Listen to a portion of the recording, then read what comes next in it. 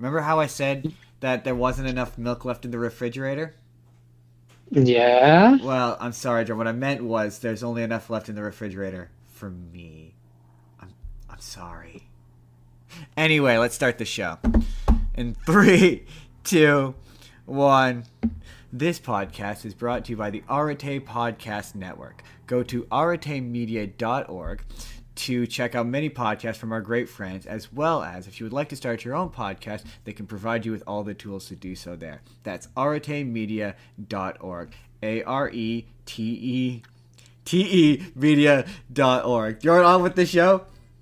On with the show. That was a rough start. That was a fumble. We fumbled at the end, but we stuck the landing. Anyway, welcome to another episode of the Spur of the Moment podcast. I am your host, Justin Spurr, and as always, I'm joined by my co-host, the improbable Jordan. I realize we haven't said your name in a while, Jordan.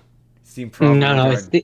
it's the incomparable. I'm Right. incomparable. I mean, he's also improbable, but he is incomparable. That is true. That is true. See, even I God, forgot it. It's been too long. Get my name right. Come on, Jeez, man. Jeez. You came up with it. I did make it up. Anyway. Are you trying to piss me off? I mean, no. On today's show, CinemaCon happened, so we got a bunch of news from CinemaCon. There's some trailers, there's some footage to talk about. And then later, we're going to talk about some classic movie monsters, such as some Frankenstein and some Dracula. And for the first time, the book report is going to actually be a book report at first, because Jordan is unfamiliar with Frankenstein. Anyway, to start off, Jordan, they announced at CinemaCon. We'll get into it. At CinemaCon, they announced that I think they officially announced there's an Avatar: The Last Airbender animated movie in the works, and it's going to be about adult Aang, and Dave Bautista is going to voice the villain. Interesting. I'm okay with that. I'm okay with that. Animation feels far safer than the live action they've attempted in the past. Right? And that's a part of the history they haven't done. And yeah, like when they did the core show, I was like, oh, new Avatar. I'd like to see them as adults. That'll be fun. Have all the characters, see them at their height. Yeah, exactly. The height of their powers. Yeah, that sounds interesting. I'm curious as to if it's going to be a theatrical movie, or if it's going to go to streaming. I hope it's theatrical. I would like to see. I'd like it to be theatrical, but realistically, probably streaming. Probably streaming, yeah. So I don't know if you remember, Jordan, at the end of the last Transformers movie, why won't this page load? At the end of the last Transformers movie, they took the guy from Hamilton into that warehouse, and they were like, "Hey, yo, we're G.I. Joe," and the next Transformers movie is going to be G.I. Joe. Yeah, they set up the crossover, which is an interesting choice. And they've officially confirmed it. It is happening. They're doing that Transformers and G.I. Joe crossover movie, which... Who cares? All right, I guess. Okay. Okay. I mean, it's kind of cool, like something I never really thought I'd see, but I'm also largely indifferent. Right? I mean, I remember when we were kids, they used to have the G.I. Joe commercials at the end of the Transformers VHS tapes, but that's it. I mean, honestly, are people really like that into G.I. Joe? Clearly they are. Well, clearly they think some executive in an office is. Some executive thinks they are. Come on. None of my news stories want to load properly. But they also revealed, they showed footage for that Transformers animated movie. The one where Chris Hemsworth is Optimus Prime. They're making an animated Transformers movie? Yeah. It's a prequel. It's about how Optimus Prime and Megatron become Optimus Prime and Megatron. So it's it's how they're initially friends, and the apparently in the footage it reveals, like, it shows that Transformers don't start off knowing how to transform. It's like something you have to earn. So it shows them earning their ability to transform, and they're basically like brothers. And the movie is about how they fell out. So is the real question? This is a rhetorical question because I don't imagine you have the answer. Is in the movie, is he going to start as Optimus Prime, or is he going to start as Orion Pax and become Optimus Prime? I mean, one would have, yeah. Like, I mean, this says Chris Hemsworth as Orion Pax / Optimus Prime. Oh, that's interesting. So Megatron has a pre-Megatron name here. It says D16 / Megatron. So that's interesting. So they start off. So I'm guessing they start off as Orion Pax and D16. And this is about how they become Megatron and Optimus Prime. Yeah, yeah. That's interesting. That sounds interesting. So is that a theatrical one, or? I think so. Yeah, I think that's coming to theaters. I absolutely want to see it. It sounds the most interesting to me. That sounds like the best Transformers movie that I've heard of, like, since 1980, before I was born. It was funny. Or 1985. There was a comment on our on the short I made of us saying that Transformers the movie is the best Transformers movie, and they were like, oh, they should. Why haven't they made it entirely on Cybertron movie yet? And I'm like, I have good news for you, bud. They are making that. So, but here's the question: Optimus Prime, he's played by Chris Hemsworth. Australian accent? I don't think so. You think Orion Pax is going to be Aussie? He's going to be a little Aussie? I don't think so. No? Or he's going to do a traditional American accent, you think? I think he's going to do a traditional, try to do a version of Optimus Prime. Here's the thing. When it becomes, because I've seen the animated, like, clips of the animated episode. He doesn't sound like Optimus Prime when he's Orion Pax. When he becomes Optimus, he sounds like Optimus. So my question is, when he becomes Optimus, does he try to sound like Peter Cullen? Yes. You think? You think he's? I think I think that at that point, like, he goes deeper, because maybe like the earlier points, he talks like higher, so maybe he does sound a little more Australian. And then when he turns into Optimus, that's when he goes down into the baritones, and he goes down like this. That'd be awesome. I'm genuinely like, I don't love the fact I heard. Apparently, it's gorgeous. It looks gorgeous, but I just don't like hearing that it's 3D. I was really hoping it would be 2D. But that's fair. I'm very interested in it. The next thing is they announced. An R-rated live-action Teenage Mutant Ninja Turtles Last Ronin movie is in development, which I'm like,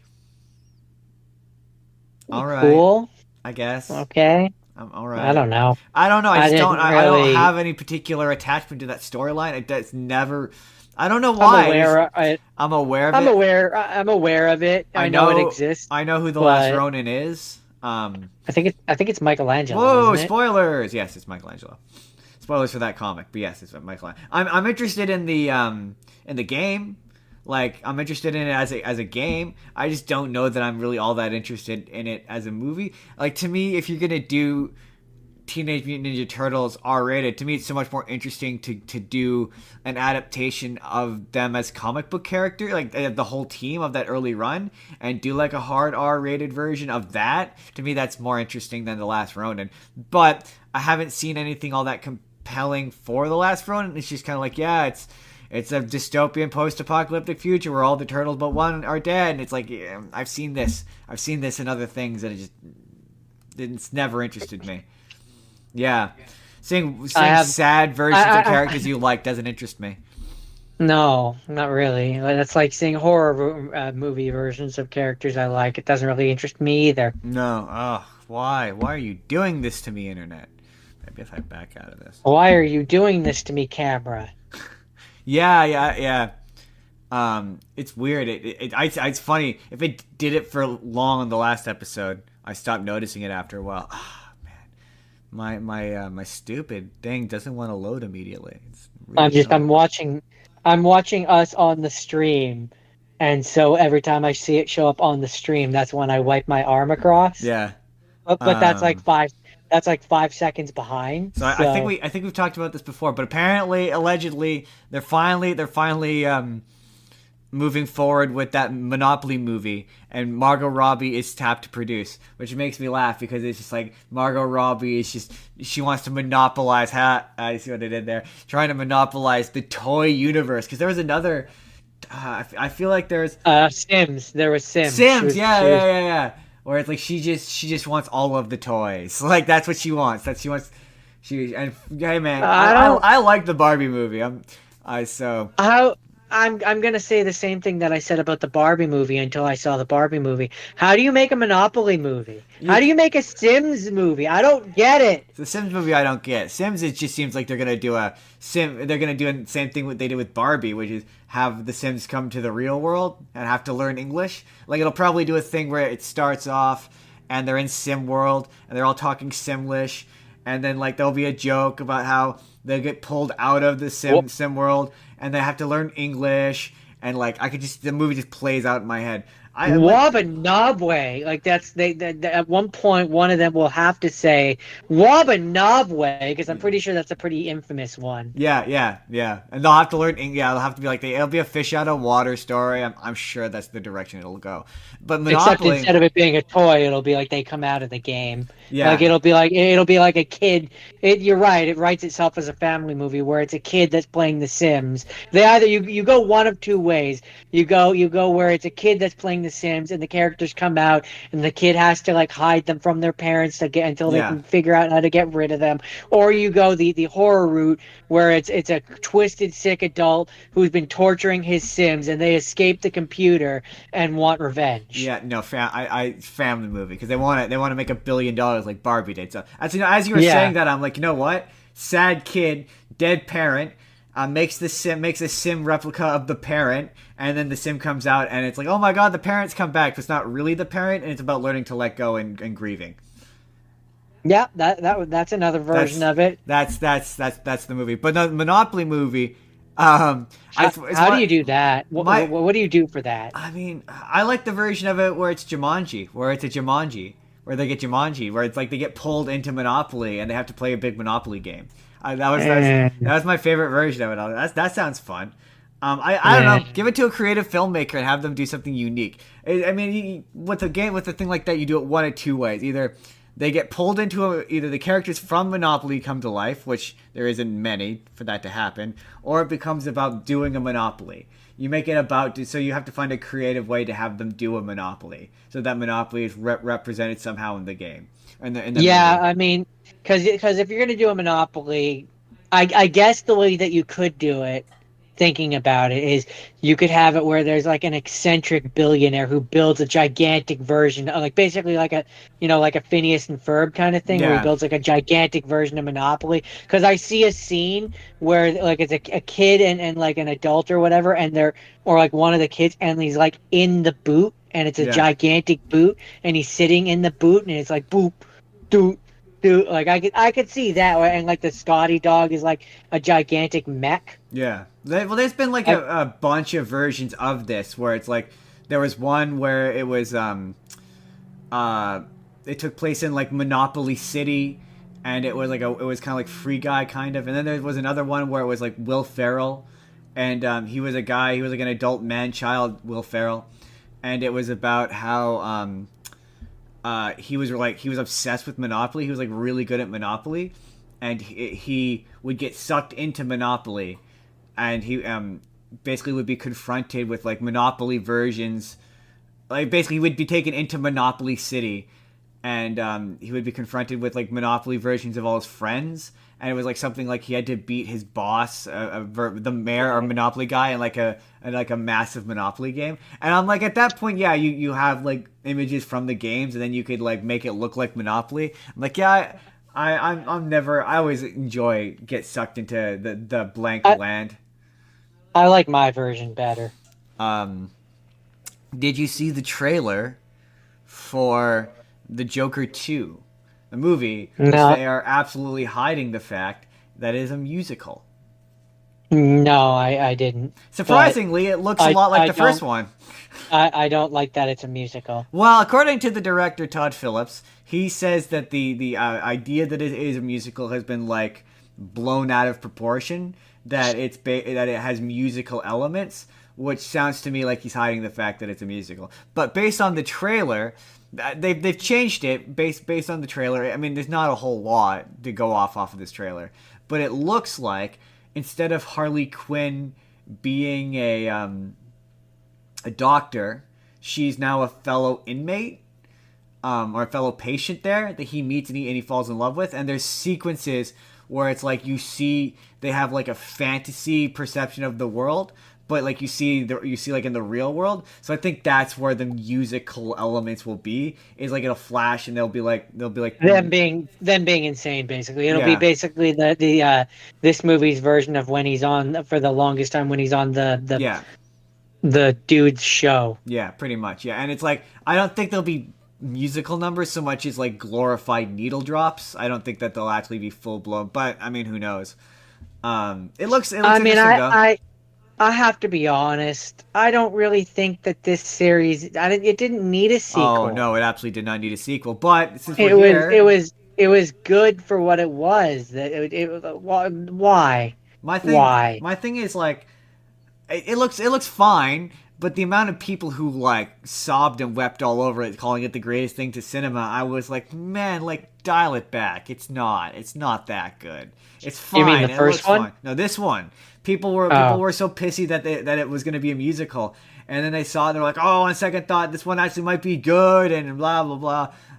There's an interesting. I saw an interesting theory though that um, in this one it might be that Harley's not real, that she's a figment of the Joker's like psyche, and I saw one person say that they would hate that, and I'm like, I don't know, I kind of don't mind that so much. I think that is kind of I think that does have the potential I to be mean, interesting. what I could see them doing, um, this would be kind of a turn for the Joker because the Joker doesn't actually love Harley. He will in this, I And suspect. you could work this into it. But what I could see them doing is basically where it's like, yeah, he has all these fantasy dance numbers with Harley or whatever, but you find out in the movie that she's actually just his psychologist. Oh, that Like actually would be interesting. Yeah, she's just talking to him and whatever, and he's created this entire fantasy about how he's with her and how he loves that her, actually would and be interesting. That actually would be and interesting. how and like how over the course of the movie, like she is starting to actually care for him and stuff, and it's like that's feeding into his psychosis. Yeah, I like that idea, almost like a Shutter Island style twist. Yeah, where it's like, yeah, you think she's a fellow inmate or whatever, because there's shots where they're in the yard or whatever together. If it is the case that she's not his Right, doctor, I don't mind but that it's like as an idea. but if it's anything like the first one, you can't trust. The point of the movie is that Yeah, he's an the things that we unreliable. see is that you can't trust it. So Yeah, she might not actually be there. That yeah, could just yeah. all be in his head. That's what I don't again. I don't mind that as a twist. I've seen some And people be like, oh, so, I don't like it, no, but I yeah, don't mind it. in this instance, in this movie franchise, in like with what the first one did, it has precedent, so it wouldn't Yeah, bother. yeah, exactly. Like Yeah, like the movie having a twist like that is absolutely on brand. yeah. So like if anything, I would be a little disappointed if they didn't pull something like that. Part of me kind of hopes that Batman shows up. Part of me part of me kind of hopes that there's a terrible maybe post credit scene where Batman shows, like just like this the first one ended with oh shit, no, we are doing Batman's origin. I kind of hope the second one is like, oh shit, no, there is Batman. Wasn't That'd be kind of fun. you'd have to have quite a time jump though, wouldn't you? I Because mean, wasn't he yeah. like a little kid in the first one? Yeah, you could theoretically. I can't remember how old he is, but I mean, you could theoretically be like he's been in the insane asylum for 10 years, and he's like 18 now. You could fudge it. You could fudge it enough that it would make sense. He's a fresh Batman. He's a new Batman. Or you do a complete twist and Batman is Alfred. I mean, that also would be kind of interesting. Um, so apparently they're making an they see that this is an update, which was like an announcement for me because apparently they're making an Iron Man game. EA is making an Iron Man game, and I apparently seem to they're still making remember it. I seem to remember them announcing that a while ago. There was a few different there was a screenshot or whatever, the picture where it was like a few of the different superhero games that were coming out, and one was Wolverine, one was but from different companies. I mean, Yeah, not all one company. One was Wolverine, one was I think the Captain America and Black Panther was on there, yeah, and I seem to remember Iron Man being yeah. on I there. have no memory of that. But that's I might be interesting. I might be retroactively making that up and fudging a memory that didn't actually What happen, but what what would you do for I an just Iron Man remember there game? being a bunch of I mean, they've had other Iron Man games where it's like you're flying around and stuff. It would be kind of neat if you had like a free roam one like That Spider-Man, would be kind of neat. where you could fly through the city and stuff like I think I that. want more. I want more AI Guardians of control. the Guardians of the Galaxy style game, probably, where it's Yeah. like you go from scene to scene. Like I would like the UI and like the menus and stuff. I would like it to be like you're in the suit, like with Jarvis. And yeah, third person action game. It's a third person Oh yeah, shooter. I think really just like I really like as much shit as that game got. I really like playing as Iron Man in the Avengers game. I would play a whole game of playing as like that kind of maybe give it a bit more depth, add a few more weapons, a few more like um puzzle kind of style like for puzzles and shit Oh, I mean, mechanics, but yeah, I would take those mechanics and just flush it out yeah, into a full game. So like but whatever that entails, um, whether that be like mini games, stuff. Just take the Spider-Man blueprint and make it into Iron Man. yeah. Well, I mean, I was like, I don't know what that, but I guess moving into the next thing I want to talk about is a Star Wars Outlaw. They put out a new trailer for that, which apparently it's coming out at the end of August, Nice. August 30th. That game That game looks really fun, but my issue with that is the same issue that I've had with a lot of video games lately, where it's like it's annoying that you have these three tier layer like video game options, where it's like in order to get all the good stuff, I have to pay like 130 or more dollars, and it's Yeah. like. What do I look like? Am I wearing a suit made out of money, Justin? Do my clothes appear to be really expensive? Do I look like an extraordinarily wealthy man? Yes, unbelievably so. Oh, Yeah. well, then I'm putting out a great false persona. Yeah, yeah, you look like you're super, super duper rich. But yeah, no, that game looks fun. I just like I enjoy it when the friend. Yeah, video games is the place to take chances, man. Take chances. Make a bounty hunter game. Just do it. Just do it. Right? Make a good looking bounty And hunter then game. and then when this one does okay, take the money from this and make one where I get to be a Jedi. Yeah, make a Jedi RPG. Like I want like an action RPG that's not Fallen Order, where I get to be a Yeah. Jedi. I'm really hoping that that Acolyte show does well, so that it breeds like desire for that era of Star Wars, so that we can do a video game set in that era where you're a Jedi. That would be dope. Where you're a Jedi and you can just go do Jedi You things, can and just go it's do like Jedi you're stuff. just you're just going and helping people out and doing things, Yeah.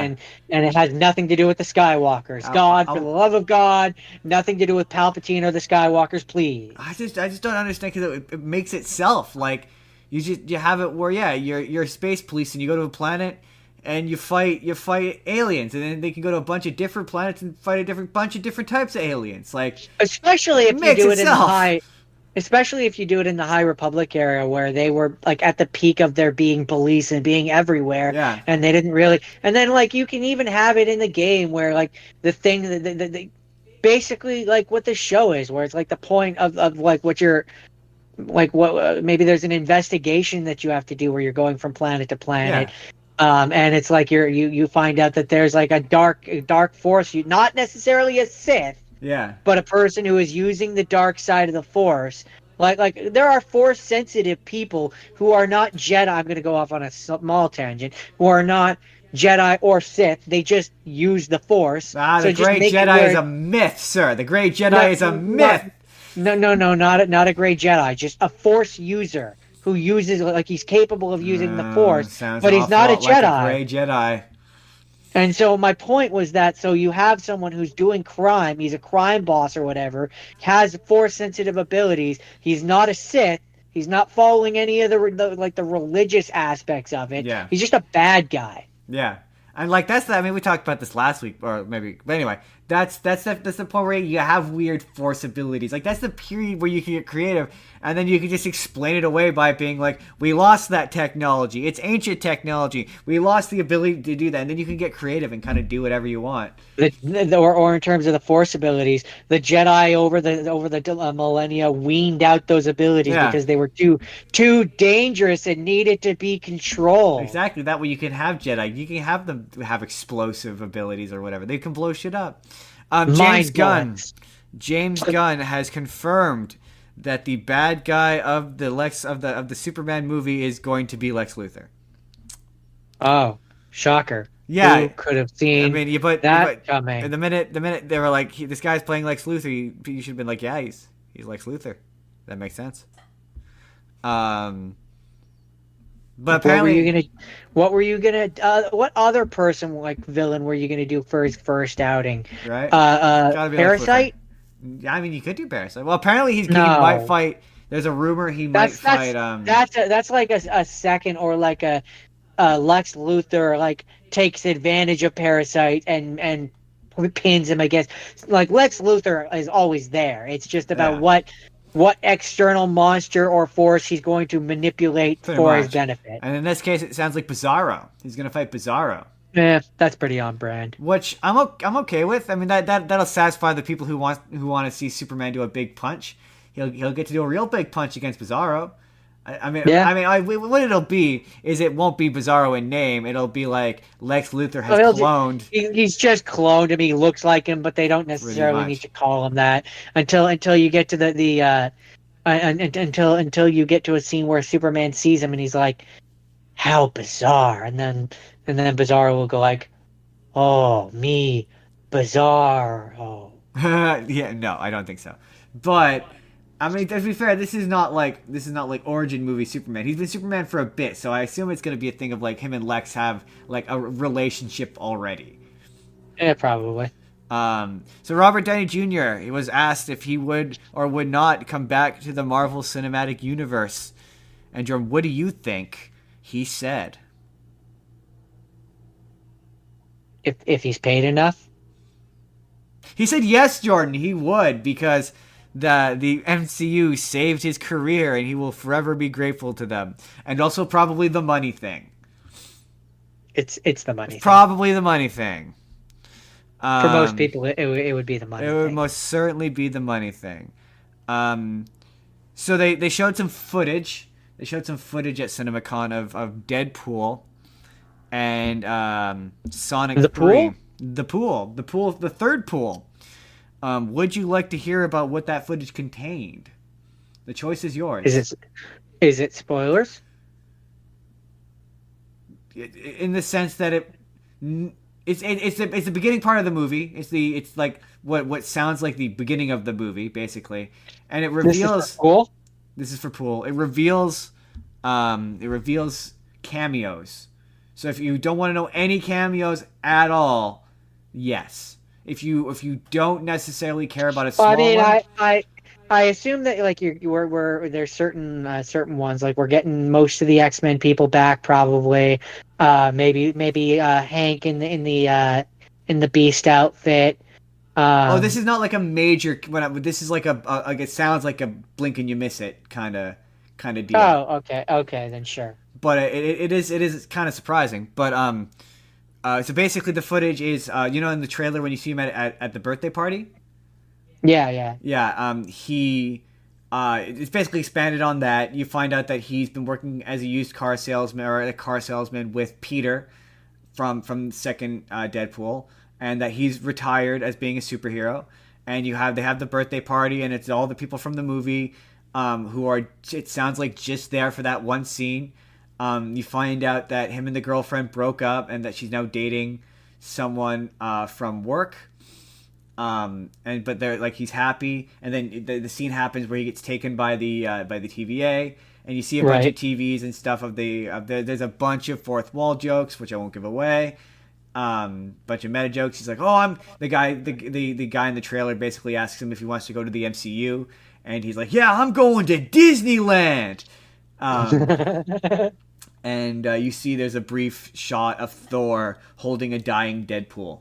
And the guy's like, oh, no, you're not supposed to see that. That happens later. Interesting. And it's Chris Hemsworth. Interesting.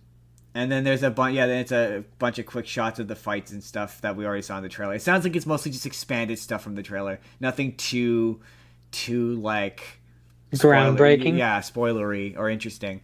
But yeah, it sounds like it's gonna be good. It sounds like it's fun. And the other thing I'm stoked. yeah, I'm stoked. I'm definitely stoked. The other bit of footage that was revealed was Sonic 3. They showed Sonic 3 footage. Would you like to hear about that? I mean, I heard that it was confirmed that Jim Carrey's coming back for it. Yeah, you see him. You see him in the movie. You see him in the trailer very, very briefly, and he I apparently heard has. I heard that he looks like he's actually fat Robotnik now. Yeah, yeah. Apparently he's put on some weight. He's let himself go, and yeah, now he looks more like Fat Robotnik. Apparently, yeah. Um, I haven't seen it or anything, but I heard that that was a It thing. haven't released it. It haven't released it, and it doesn't sound like it leaked.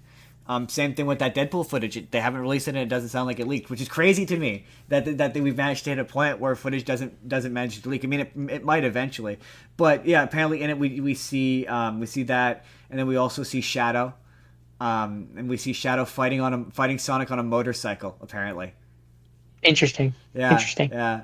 But they haven't. They you don't hear him speak, which is interesting, and they haven't announced the voice actor. Still, they did not announce the voice actor who's playing him, which is interesting. It makes me wonder. Maybe he's going to be a silent character. Maybe he won't have a voice. That'd be crazy. Oh, I don't think they could get away with that. But I like the rumor that he might be Hayden Christensen. I'm actually kind of okay with that. that would be interesting. I'm kind of on the one hand that would be interesting, but I'm kind of hoping that the reason why they haven't announced it is because they've been holding out and they're trying to get the actual like from the games the voice of Shadow. I mean, that would be different. I don't know that. I mean, as much fun as that would be, I don't know that it would work in the same quite in the same way. But I'm holding hope. Apparently, it's all but I've heard it's all but confirmed. But I mean, who knows? After Idris Elba, I'm pretty open to anybody.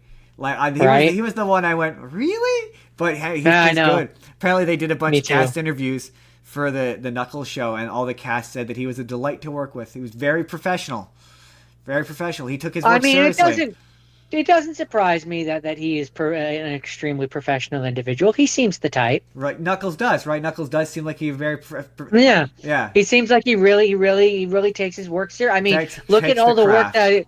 Look at the work that he does seriously guarding that Master Emerald, right? Justin. He puts in the work. That's what I'm saying. He puts the hours in.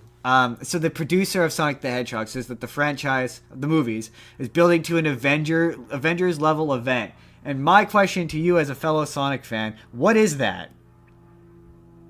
Oh, I mean, an Avengers level event would be like fighting Chaos or basically any of the final bosses in most of the 3D games are an Avengers level threat. One where he has to like he himself like I would say if you want an Avengers level threat, then it's gotta be Sonic Adventure 2 because he couldn't do that alone. Sure, but I mean that's what this next one is going to be. So if it's building to it, then this is on the way to the Avengers. So if this isn't, wait, but you said that they said that the third one is going to be Avengers level. No, event. So they're building to a Avengers level event with this one. No, with the franchise generally. Are you sure you're not just misinterpreting the words? Like the other two have been building to this one, which is the. No, they're working to build towards an Avengers level event with the franchise. Okay. That's why I'm like, I would say this one is the Avengers level threat.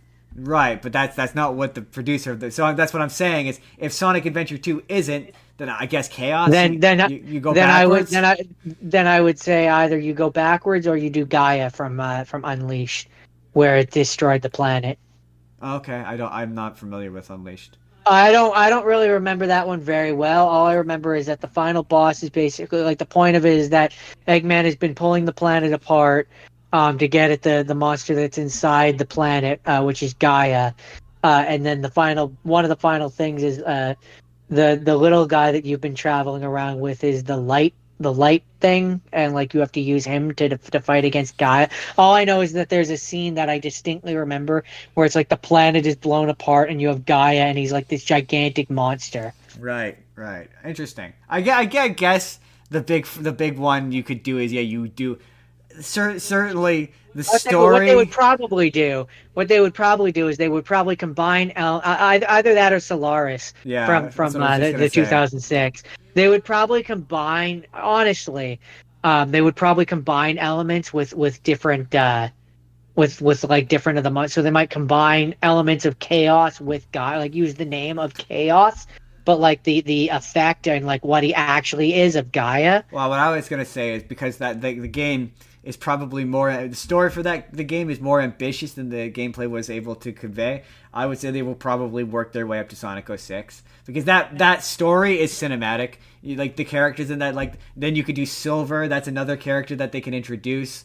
There's just there's a lot of stuff in that that's like that's a big enough idea. Solaris is a big enough idea that I think Or they could build to. or conversely, you do Sonic Heroes and you build towards crazy metal. Like Metal Sonic is introduced in like the fourth one, and then in the fifth one you have him come back and he's like Skynet level bad. I saw someone had a theory that they or say or theory slash I guess maybe say that they should do because in the Knuckles show you see that they're utilizing the Sonic people power to like with human technology. So he suggested that they should introduce the idea, or I just outright do Metal Sonic.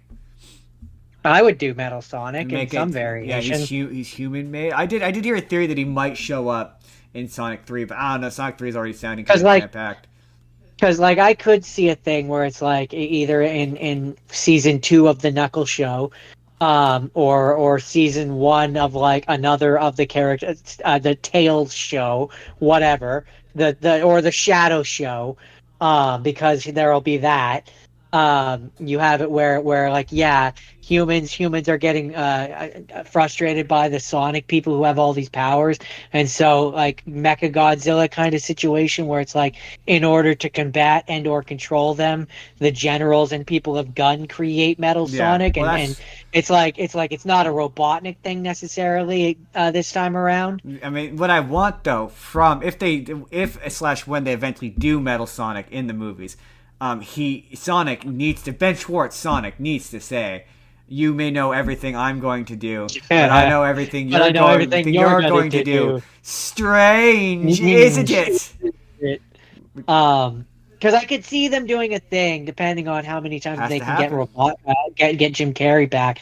I could see them doing a thing where it's like the government or whatever Gun makes Metal Sonic, and then he hacks into it and steals him. Well, I could see like I get Sonic 4. Jim Carrey doesn't want to come back and do Sonic 4. Then yeah, Gun's the bad guy, and then Metal Sonic is the thing he fights. It's just it's Yeah. a nice safe like in case we can't convince Jim Carrey to come back, which. Like I knew when he said I'm retired, everyone freaked out. Oh my god, is he gonna? Yes, he will come back for Sonic 3. Obviously, he's gonna come back for Sonic 3. Like, and then he'll I come mean, back and he'll do we weirdly were unenthusiastic promo for it, and it'll be we weird.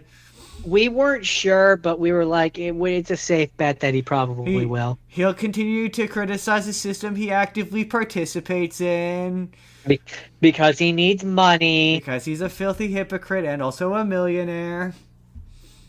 Anyway. Anyway, on that's the news. Jordan, do the news theme. We didn't do the news theme. Da da da da da da da da da da da da da.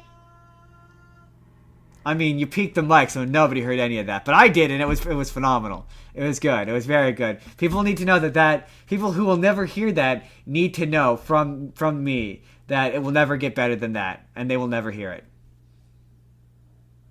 I might hear it. They might hear it, but they won't because the microphone peaked and it completely cut out. But that's okay. On to the sponsor of today's episode. They haven't sponsored us in a while, but today, Jordan, let me ask you this question, Jordan. Let's say that you're a big time champion at a sport.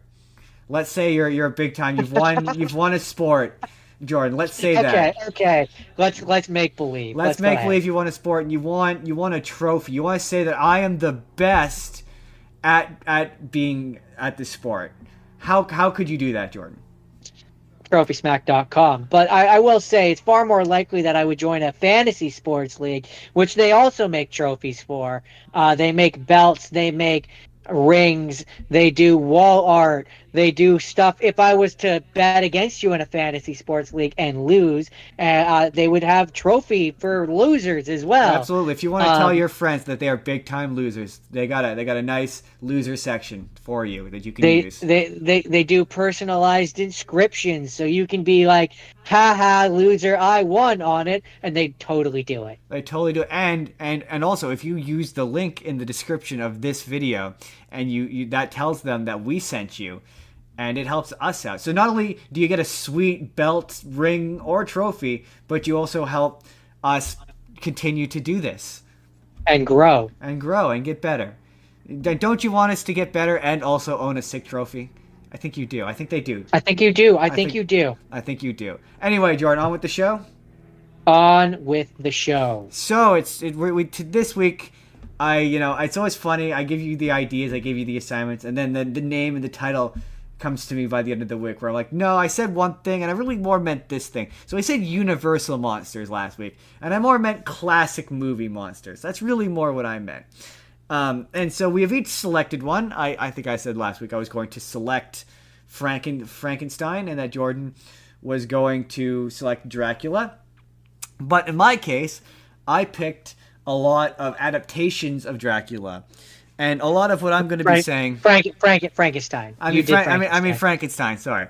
And so in order to illustrate the differences between the adaptations and how they're different, I need to explain to the audience who has never read Frankenstein, and to Jordan, who has never read Frankenstein, the rough plot of Frankenstein. This will not take very long. I mentioned this to you earlier and you groaned, but I promise this won't take very long. Because you already kind of know the gist of it. Well, that's why I was like, when you say I don't know Frankenstein, I was like, I know everybody knows Frankenstein. Okay. I just haven't read the original book, so I don't know the details. Did you know that Frankenstein's monster talked? I mean, you mentioned it to me, so, yeah, so I at this moment know. So that's sort of what makes this that details like that are why this is important, because as we will discover, most people's idea of Frankenstein tends to be the one, and that's actually we'll get there. So Frankenstein, very quickly, Cole's Notes version. This is literally going to be a Cole's Notes version. Very funny. I use that expression a lot. Frankenstein is a doctor. He's from Geneva. He's really, as a child, really obsessed with alchemy and the idea of using alchemy to bring people back to life. He goes off to school, and he meets a teacher, whatever, and he learns. He assembles a bunch of body parts about how to, again, resurrect the dead, bring a person back to life. He creates a monster, brings that monster back to life. And he sees the monster, who is a 7-foot tall monstrosity of a creature with like translucent skin that you can see through, and just like harrowing, upsetting thing.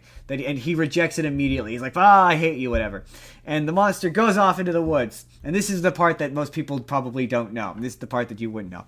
He goes off and hides and basically discovers a family. And he watches them from the shadows or whatever and helps them out. And from watching them, he learns English. He learns how to speak. He becomes very eloquently spoken. He learns how to read, write, what have you. And he develops a friendship with a blind old man who can't see him and doesn't know who he is, and helps him out, helps him learn English or whatever. And the family comes in and finds him. And it's like, monster, scary, and like kicks him out and threatens to kill him if he comes back. And so he, upset, declares revenge on Frankenstein. Like, revenge, Frankenstein. And he goes back to seek Frankenstein out. And he runs into a little boy, and is like sort of initially tries to become friends with him, and the boy becomes scared of him, and like loudly declares himself to be the son of this rich aristocrat, whatever, Frankenstein. And so then the monster kills the little kid, Frankenstein's brother. And Frankenstein, very long story, very short. Frankenstein discovers this and realizes it's the monster, but can't prove it. And the monster drops a locket or whatever that belongs to the brother on the babysitter, on the nanny, and frames her, and the nanny is killed.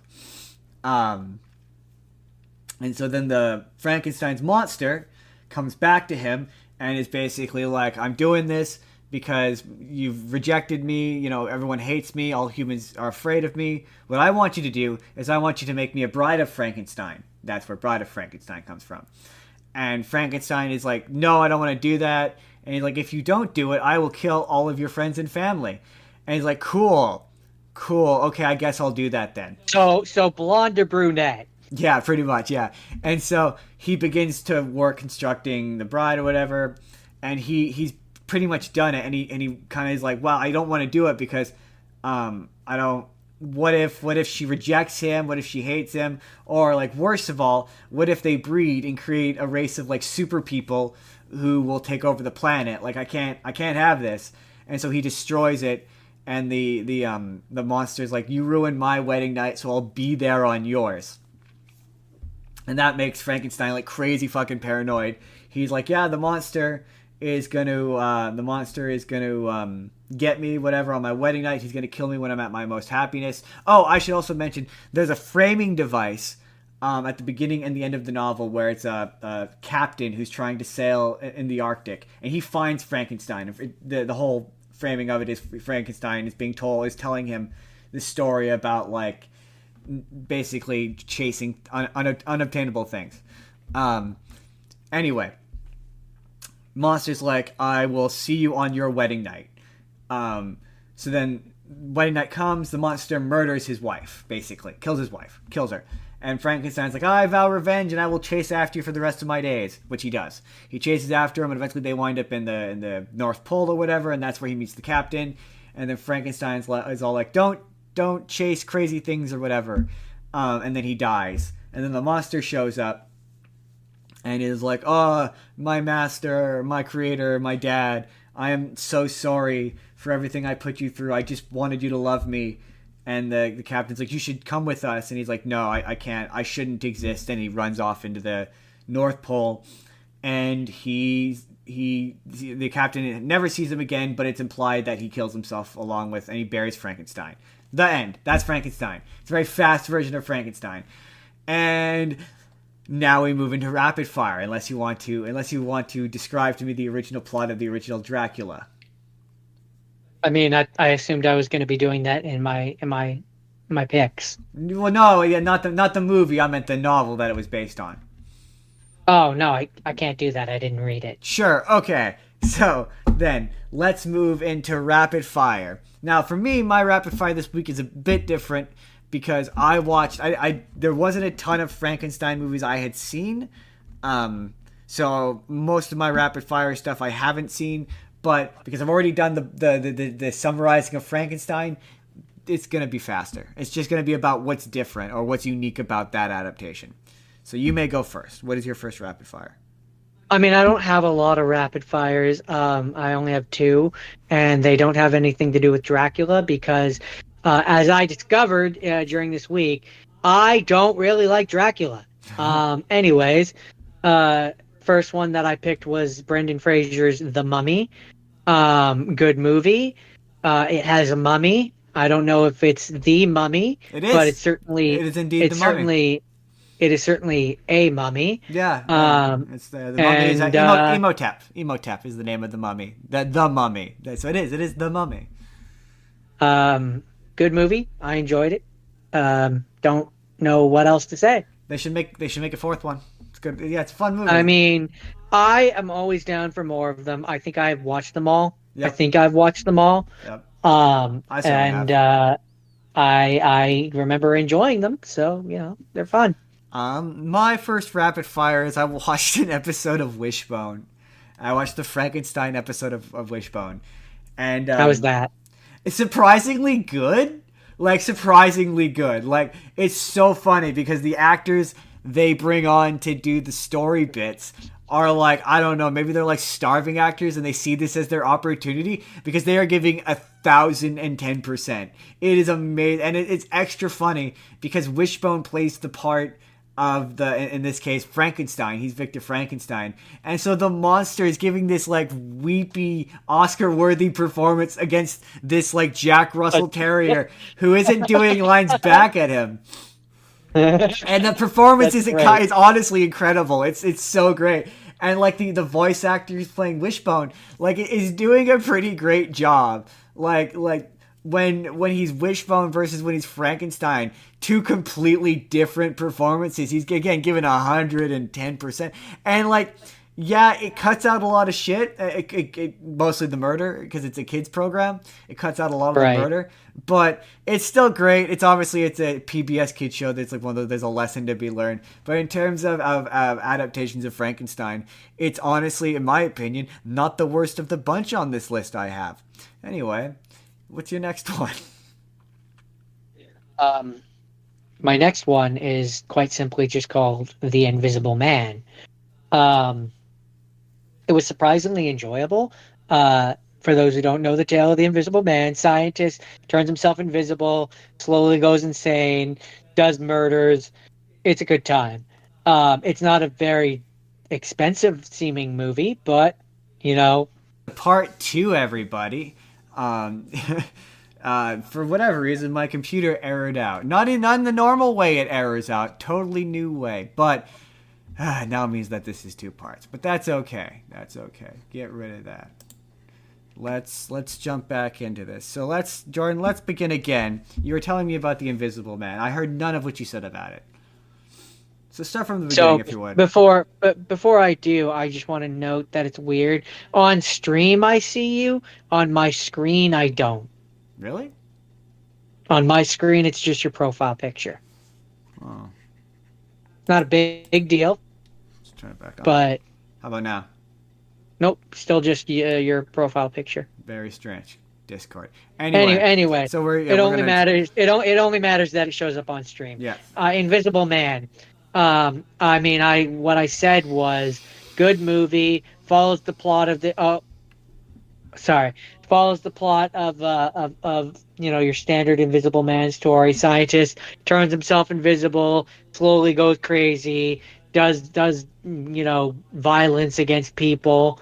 Um, it's a good movie. It's enjoyable. What I sort of discovered watching it and watching The Mummy is that Dracula is boring and the other monsters are far more interesting. See, what you should have done in retrospect is you should have watched one Dracula movie and then watched all the other monster movies and then made the case that Dracula is boring and I switched gears midway and then just not said anything. And I would have been You're like, right. "Why are you watching The Mummy? No reason." You're right. I should have, but I didn't think of it. Every episode of the show is a learning I experience. really, really wanted to try and push through and try and stick with the chosen monster that I had, and I did for the actual picks. It just meant that I didn't have a lot of rapid fire. So okay, so for the rest of my That's rapid my fire, that's it. That's it for me. I got a bunch. So we're gonna separate this into categories. We're gonna start with, and we're gonna do this fast. So we're gonna do what I call the weird Frankenstein movies. Starting with Victor Frankenstein, which I had seen.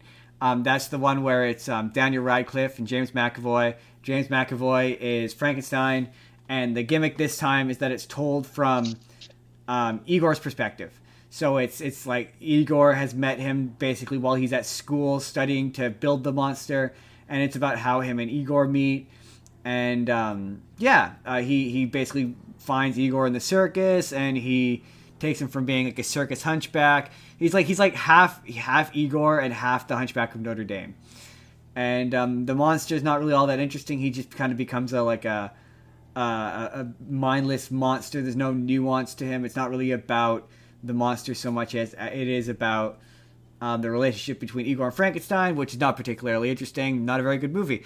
The next one is I, Frankenstein, which is basically what if it's basically like a sequel to Frankenstein because it takes place after the Frankenstein story. So Frankenstein has chased the Frankenstein's monster to the Arctic and has died.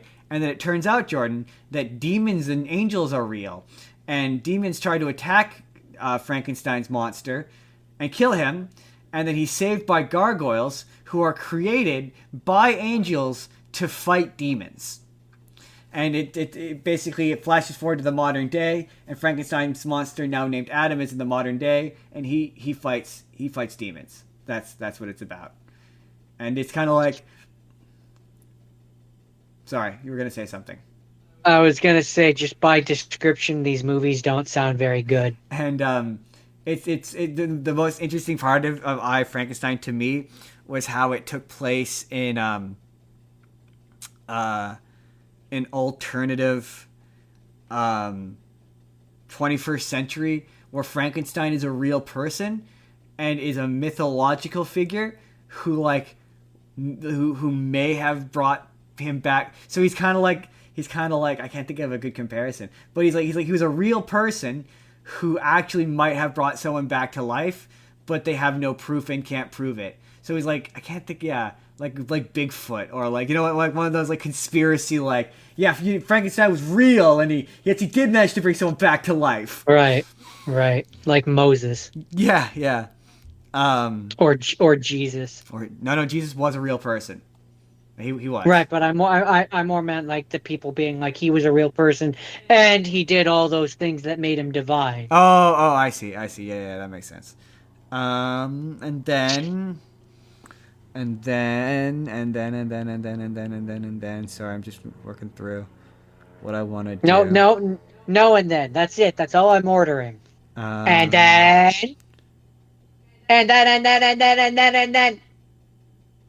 Sorry. Oh shit! I messed up. That's my I had scene. Sorry, that's not rapid fire. That's my head scene. So that's it for Victor Frankenstein. I messed up. That's my bad. I messed up the thing here. I have one more. You know. Are you sure it's a rapid fire, Justin? Yes. One more. My last rapid fire is I watched Young Frankenstein. It was pretty good. The idea here being, what if Frankenstein's grandson was ashamed? What if Frankenstein was real and his grandson was deeply ashamed of what he did? Basically, like it's like his big family shame that people think that he had brought this monster to life, and so he doesn't want to be called. He doesn't want to be associated with the family. So he's changed his name to Frankenstein. And he does not want to be called Frankenstein because he's embarrassed of this thing, and it's about him. He creates a Frankenstein monster, whatever, and it's all for one joke, which is that Frankenstein's monster has a huge dick.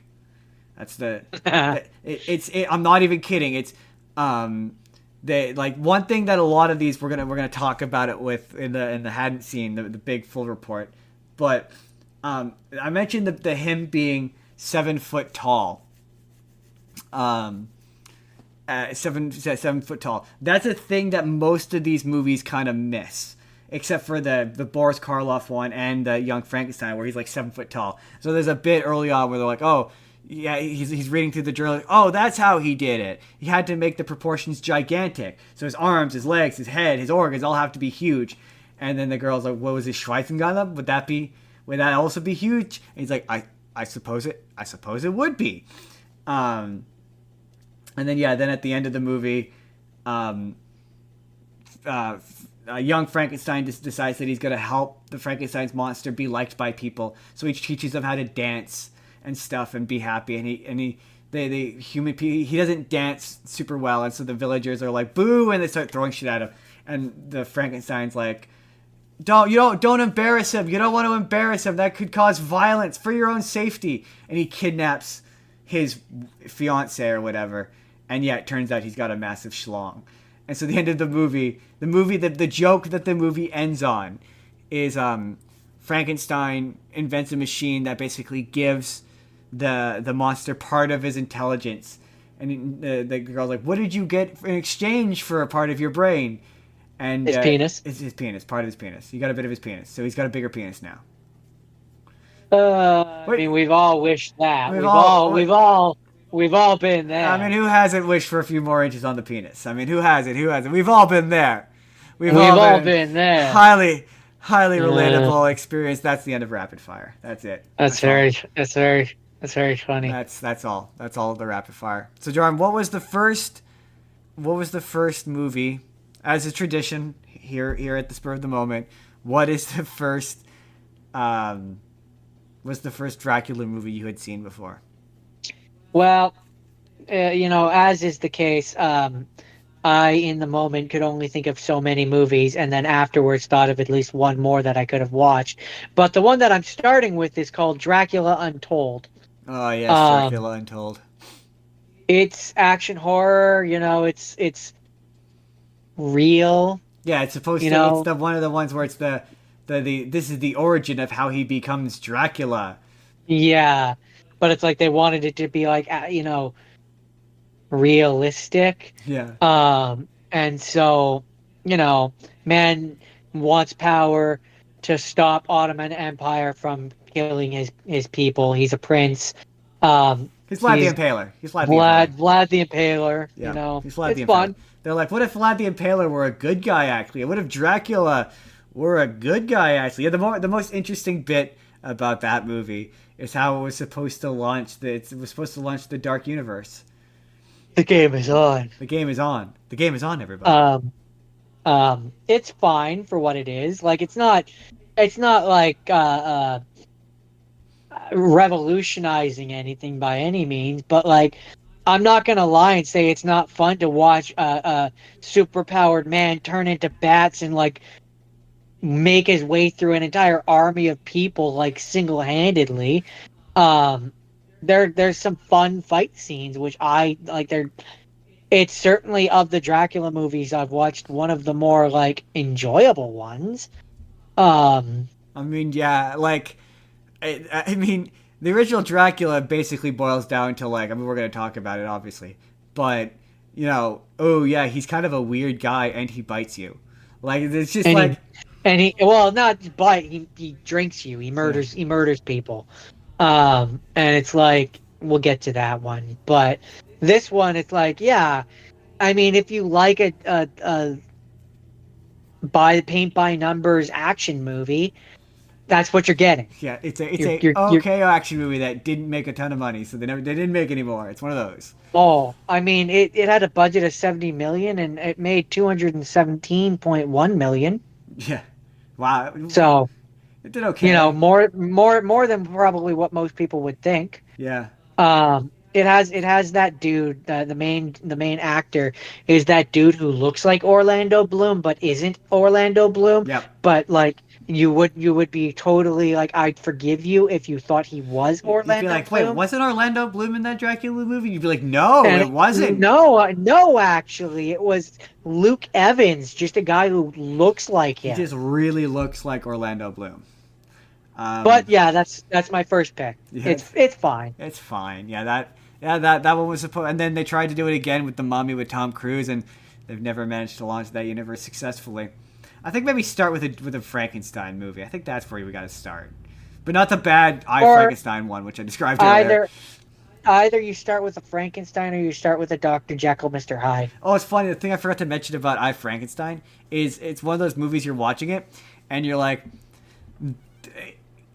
the best way I could describe when I was watching it, I'm like, this feels like it's based on a comic book, but in like a mid 2000s X-Men Blade way, where it's like this feels like it's based on a comic book and it's going out of its way to introduce elements that are clearly a thing from the comic book.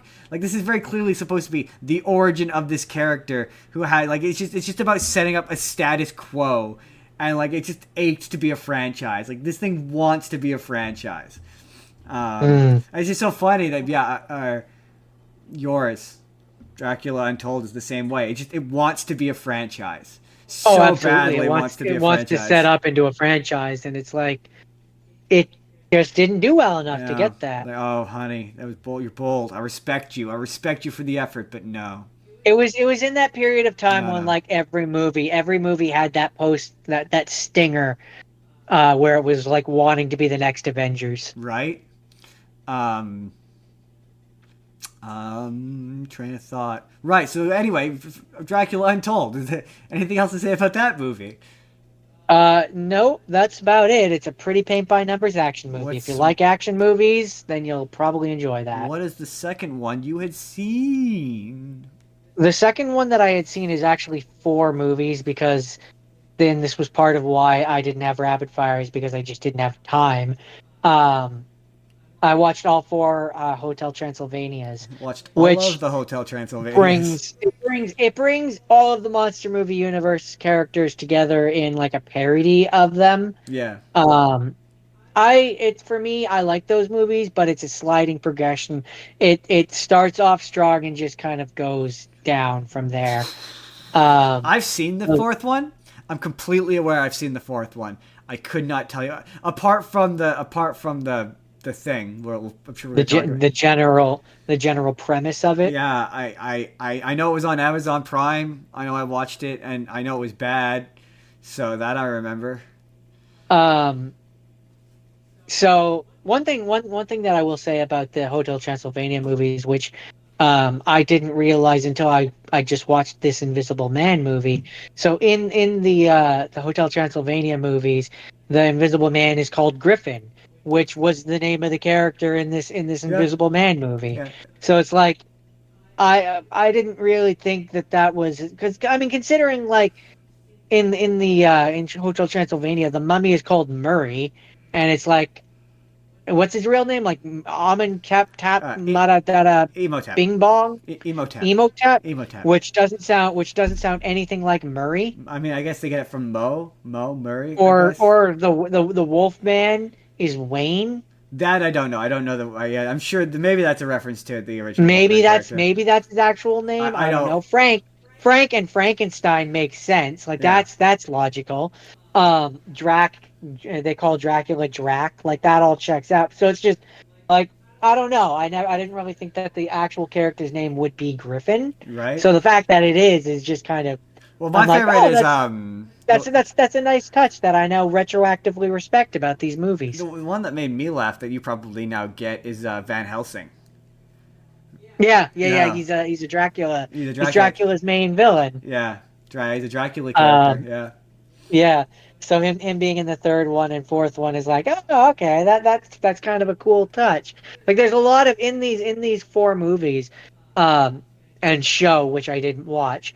There's a lot of there's a lot of fun little nods, like you know how Frankenstein has his bride, which I now know, you know, Bride of Frankenstein. Yep. Yep. Like Yep. that checks out. Yep. Um, that being said, I can't talk about these movies and not talk about how the fourth one has just a significant and noticeable drop in animation Which quality. really says something considering these movies weren't exactly like the high end of animated quality. No, but that oh, oof, Yeah, oof, no, there's a discernible. oof. I There's mean, a noticeable and discernible difference between going from the third one to the fourth one. which like it's usually because you're paying you take they take a dip in quality because the budget's reduced, but they still have to pay the celebrity voice cast. That's usually why. Like if you see a movie that has like a crap ton of celebrity voice cast in it, it's so cheap looking because half the budget goes to the celebrity voice cast. But like yeah. that one doesn't have Adam Sandler in it, which is my like my case for what I'm like. You can recast any character and no one will notice because no one noticed that they recast Adam Sandler in that movie. It doesn't have Adam Sandler. It doesn't have Kevin James. It doesn't have Sadie Sandler playing Winnie. There's a few characters Anyone connected to Adam Sandler by the sounds of it. I mean, like I said, a number of characters. That still to this day, that bothers me. That's still one of the most scummy things I've ever seen anyone do. I felt so bad because he was so proud of it, and they wanted to bury it. Like they did not want people to know that he wasn't in that movie. They wanted people to know he was in that movie because he's been playing Dracula for a while. Like Adam Sandler hasn't played Dracula since the third movie, and there's been he played Brian Holt plays Dracula in the short film Monster Pets. Yep. He played him in the Hotel Transylvania Scary Tea Adventures game, and in the fourth movie. Yeah, he's a voice match. So there must be something where it's like they're not allowed to say that that they've just voice matched him or something, or it must be a union thing where he's just not on the same level as Andy Samberg and Selena Gomez. Like he's just not. Oh yeah. Anywhere near. Oh, I them. mean, yeah, he would be far lower. Like far lower. But like he's playing the lead character. Like he's in the movie the most, and he's like bottom. He's bottom of the cast list. It's kind of wild. I would say he's in the movie as much as Adam Sandberg for sure. Yeah, considering yeah. like As much they as share Like if it They was like share screen time. yeah, like it's like he's like the pretty much the main character of that movie. If it was a thing of like Mavis took, it's so weird. You couldn't get that tells me that Adam Sandler must have left at a Well, what's late weird? point in the production process because No, I don't think so. Considering the point of the third one is that Dracula retired. He sure. retired from the cat. Like that. If you were gonna make a fourth one, quite frankly, if you weren't getting Adam Sandler back, his character retired in the third Well, one. that's what You I'm didn't saying. need to bring back the character at all. What I'm saying is well, I'm guessing Adam Sandler must have left because early on because yeah, you're right. If he wasn't in this, why is the character in this movie? Other than he's the I guess the main one, but yeah, you could like if Adam Sandler wasn't gonna come back like right away, like you knew immediately he wasn't gonna come back, you would have written the story more Mavis and Andy Samberg forward. I can't remember his character. Johnny and And Mavis forward. You would have, or you would have and aged up the son and have him be a teenager. and that's not even talking about. And this is a thing that frustrates me, irritates me about this. It's the thing that it's the pardon the expression. It's the nail in the coffin for me for this movie. Is okay. Voice matching, like voices are changed, and that bothers me. Animation is bad, and that drives me crazy. Dracula has learned the lesson of the movie in I know, three other movies. I know. Like It's the same movie for a fourth accepted time. he accepted humans in the third. By the third one, he had already accepted humans, Yeah, and then for some reason he doesn't like he's got a beef with Johnny again, which he's Johnny already gotten again. over 2 movies ago. Like I don't why like no like if anything, this should have been like a time jump to where like now the Denisovich is like a preteen or whatever, Yeah, and Mavis and him are now the adults, and he starts dating like some girl or yeah. whatever, and or some like some other, maybe they have another kid or something, or like some other conflict. Dracula did not need to be in, Well, other than like as a tertiary background Well, that's what I'm character. saying. Is that's why I think Adam Sandler was involved. I think he was cast up into the point where maybe they were animating it. He was involved because otherwise, yeah, if you're just gonna voice match him, move him into the background where people won't notice unless they knew pretty immediately it wasn't. Maybe I thought it was supposed to go to theaters, but maybe it wasn't, and it was always gonna go to streaming, and they knew they could get I away with it. I I suspect it was always going to streaming, just judging by I the could have quality of it. sworn that it sat in like in it sat around for a while because it was supposed to go to theaters and then COVID happened. I could believe that This is a like COVID the victim that I know first for sure. I could believe that the first interpretation of the script, they had like a script in the back or whatever, that maybe when it was first written it was meant to be in theaters, but then by the time they got to it, no. I think like while it was being made, it was always going on streaming, just judging by the quality. Yeah, I'm pretty positive from what I remember, because I remember it was a big deal that Amazon bought it because Amazon bought it for a shit ton of money, like a lot of money. Like they bought it Let's for a lot of money. let's read a little bit about the production. 2019, Sony Pictures has announced that a fourth film had been in development. Uh, oh, that might be another reason why it's different. I think it has a different director. Oh, that makes sense. Jendi Tartovsky in October 2019 confirmed that he would not direct the film. Then in They've 2020, never said storyboard. or acknowledged why Adam Sandler left. Apparently, Tartovsky wrote the screenplay. That explains why Dracula's in it so much. Uh, Production took place during COVID. Doesn't really say whether it was meant to go to theater or not. Yeah, I just remember that Amazon. I'm pretty sure it was Amazon. I remember Amazon buying it was like there was a huge announcement for it. Like it was a big thing because that was like during like peak COVID. That was when Here it is. Here it is. In August 2021, Sony Pictures canceled the film's theatrical plans and entered discussions to sell the distribution rights to a streaming service. in response to the rising cases of the SARS-CoV-2 Delta Yeah. variant in the United States. Yep. Exactly. Yeah. Exactly what I remember. Apparently, it had a limited theatrical release on February 25th, 2022. Oh. On March 7th, 2022, it was announced that the film would have a theatrical release in China beginning April 3rd of that year. Oh. Interesting. Interesting. Yeah. Fun little bit of trivia there for you. But it's bad. It's a Um, bad movie. It's not a but very good movie. another funny thing about in Hotel Transylvania 4, this is one of the few things that now makes me laugh.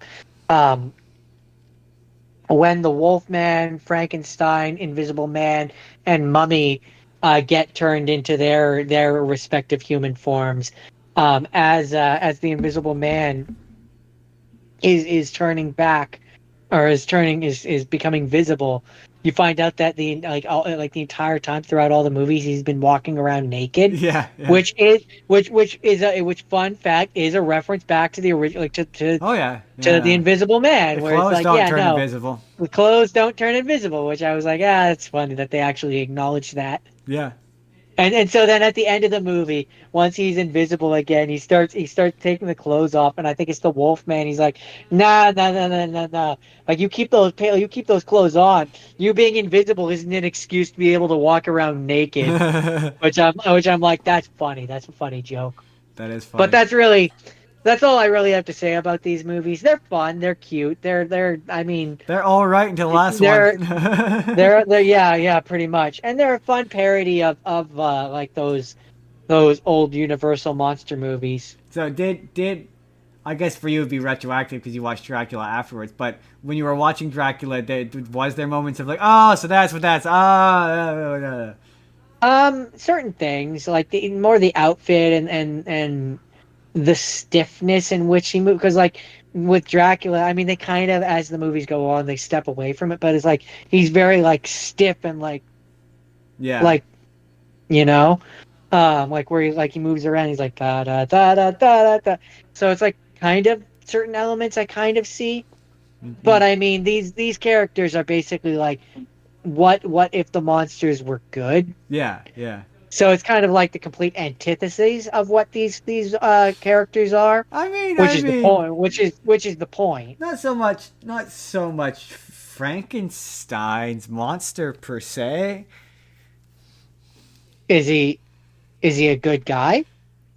By the end of it, it's kind. No, not really. Uh, no. Yeah. Uh, Well, I'm certainly like the I werewolf, suppose which is it just a dad, depends on the version of and him, I suppose.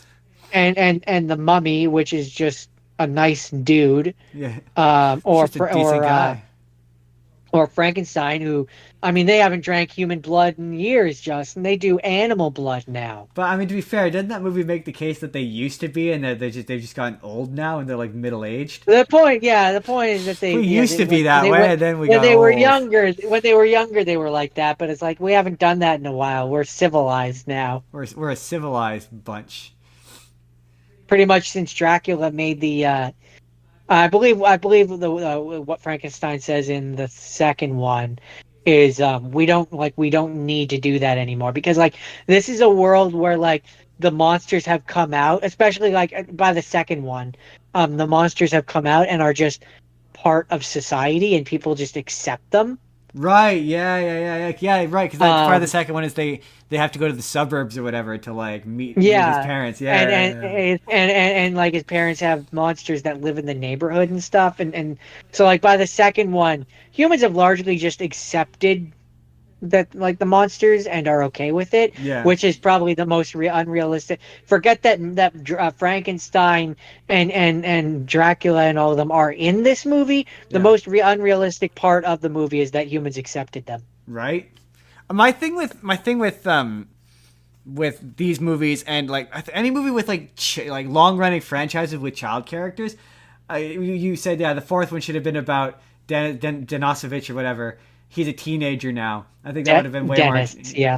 Dennis, he's a teenager. I think you're right. That would be interesting. Like he's a teenager. He's lived at Hotel Transylvania his whole life, and he wants to leave now.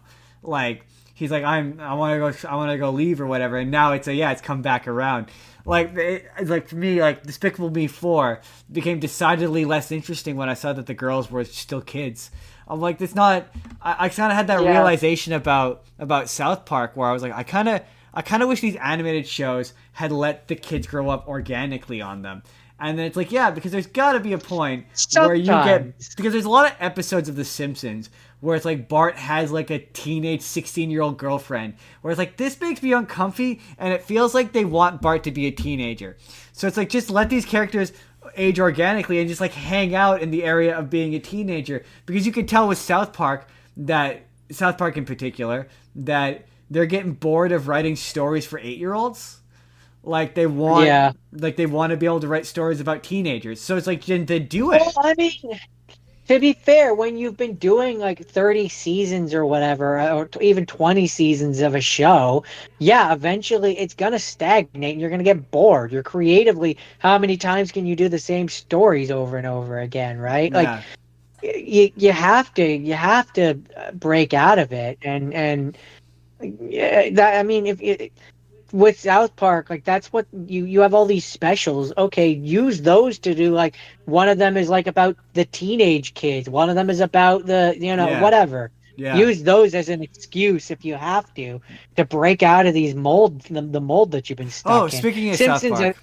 Simpsons, I think it's too late. Like the one way you could do it with Simpsons is you make it you do another Simpsons movie where they're like adults or whatever, Yeah. and you use that to set up a new show. Yeah. Like and then you cancel the Well, Simpsons what I as would it is. do is I would I mean my how I would end the Simpsons, and I've always said this. I think I made a couple of videos about it. But how I would end the Simpsons is do that Days of Future Past episode or whatever, where it's the future, and have it be the future, and do like it like You're cutting out real bad. there we go. Do it where it's like, yeah, it cuts to the future, and I think I said like have it where like kill Homer, have Homer die, and have it where they're all around him and make it real sad and weepy, and then just do like a slew of celebrity voice cameos, just like voice cameo after voice cameo after voice cameo. But importantly, have it where it like flashes. I think I said like make it where it's about Bart becoming a teenager, and have it where it's like Bart as an adult, and then yeah, Homer dies, and have Homer dying be like a metaphor or a symbol for the Simpsons finally ending. I think, because to me, as much as Bart became the symbol for the symbol for the Simpsons, I think Homer way more symbolizes what people think of when they think the Simpsons. I think they think Homer Simpson more than they do Bart Simpson. I think they think both. I don't know. I think to me he's more, and also I think I mean, sure, you could kill Bart, but I think it would mean more if you killed Homer. Like everyone's like dad. But Um, anyway, that's my second pick, which was actually four movies. yeah, I mean, for me, I already said mine. It was I Frankenstein. We talked about I Frankenstein. Um, but my other one that I had seen was the Frankenstein movie, the original 1930s Frankenstein movie, which incredibly is a very bad adaptation of Frankenstein. I also watched Bride of Frankenstein as well, because the original Frankenstein, it only has like one section of the book. It doesn't have the monster getting smarter. It doesn't have him killing the family. It doesn't have any of that. Frankenstein kills like one girl, and it's an accident. He like runs into her, and they like play, and he like thinks he's playing, and just tosses her into the river, and she drowns. But that's kind of it. It cuts out all the nuance. It cuts out all the like everything about the character that makes him sympathetic and interesting. And then it just kind of ends. Like they get him into this windmill, and they set the windmill on fire, and you think the monster is dead and that Frankenstein is dead, and then it just kind of stops. And then Bride of Frankenstein picks up, and it does all that backstory shit that I mentioned to you before, where he meets the blind guy, and there's this really funny scene. The one thing that was kind of interesting about Young Frankenstein, to go back to Young Frankenstein real quick, is that movie is very much a parody of these 1930s movies. And so there's a scene in the Young Frankenstein where like there's this blind man, and he's feeding the monster like wine and having him smoke cigars, and the monster accidentally burns himself with the cigar. And that was a joke I appreciated because it's from this really weird scene, which is just that, where he's like, yes, you take the cigar and you smoke it. You smoke.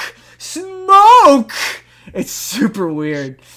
And it's one of the few times where he actually brings the bride to life, and she sees Frankenstein. She freaks out, the monster, and she freaks out. And what's weird about Bride of Frankenstein, where instead of having the monster be smart and have him blackmail Frankenstein into creating a wife for him, there's another evil scientist character who like creates people in jars. Like that's what he's done. He's got a bunch of people in jars. He's got like this king. He's like, there's the king and he's in a jar. And it's an impressive special effect. It's like a jar that's about this big and there's a little person in it. And like, this movie came out in 1935, so the ability to make like a little person look like they're in a jar, and the king keeps trying to get out to get at the princess who is another girl in a jar, and the priest is judging the king for trying to get at the princess, and there's a moment where the king like breaks out of the jar and tries to go for the princess. And he's like that tall. It's like, yeah, it's 1930s movie making. It's impressive. And something about watching movies that are that old where you realize how much you take certain like filmmaking things for granted when you're watching like a modern movie. And I'm sure you probably will get to how you felt about it. But there's just certain things with modern movie making that we take for granted that you notice when you're watching a movie from the 1940s. Framing, cinematography, like movies from the 1930s are dull. Like they're dull looking because a lot of times when it came to movies from that era, it was just taking stage plays and playing them on the screen. So it's a lot of like simple camera angles, simple camera techniques. So the original 1930s Frankenstein and yours as well, actually, they were based on plays originally. So they're not based on the movies. They're based on plays, or they're not based on the books. So this is not an adaptation of the book. This is an adaptation of a play, which is really interesting. Yeah, which is why Bela Lugosi ended up being in mine, because he did the stage performance of it. Yes, he did. And what's interesting is Bela Lugosi, who plays Dracula, he eventually plays Frankenstein's monster as well in future things. But the most interesting thing for me about that original movie, far more interesting than the movie itself, which if you've never seen the original Frankenstein, you're doing yourself a disservice. You should watch it. But it's interesting to me that that's the version of Frankenstein that you knew, right? That most people know. And that's, while kind of close to the book in the sense that like he's gigantic, like he's supposed to be like 7 feet tall, but he's not a monosyllabic character. And what's interesting is most people remember the first movie, but the second movie he speaks in full sentences, like he talks in that movie, because that's a reference back to the original book where he talks and he gets taught English. The guy teaches him English. It's like he talks. So it's just a lot of stuff like there's a scene where when he brings the guy to life and there's a lightning storm and you can't hear any of the dialogue. Fire bad, yeah. Also everyone thinks that the assistant's name is Igor, which he is not.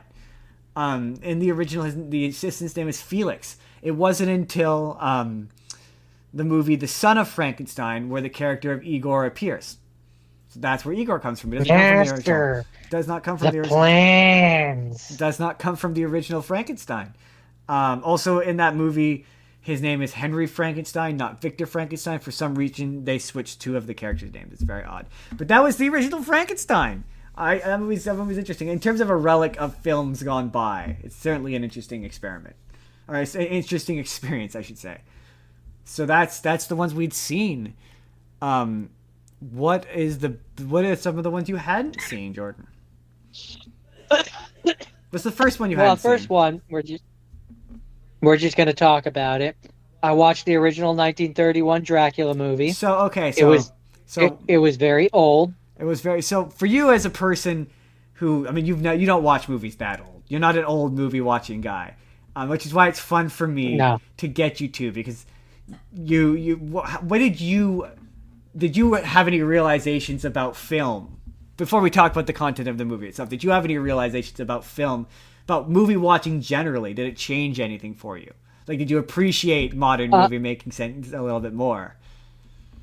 I mean, yeah, I certainly came to realize that with the ability to put, I'm struggling to find my words here, with the ability to put things like green screens and CG and stuff like that, we are now capable of having entire worlds that we couldn't have before. This very much felt like I was watching a stage production Yeah, yeah, I put could tell. on TV. Yeah, yeah, absolutely. That's what a lot of those For when you think of it from that for perspective. most of the scenes anyway.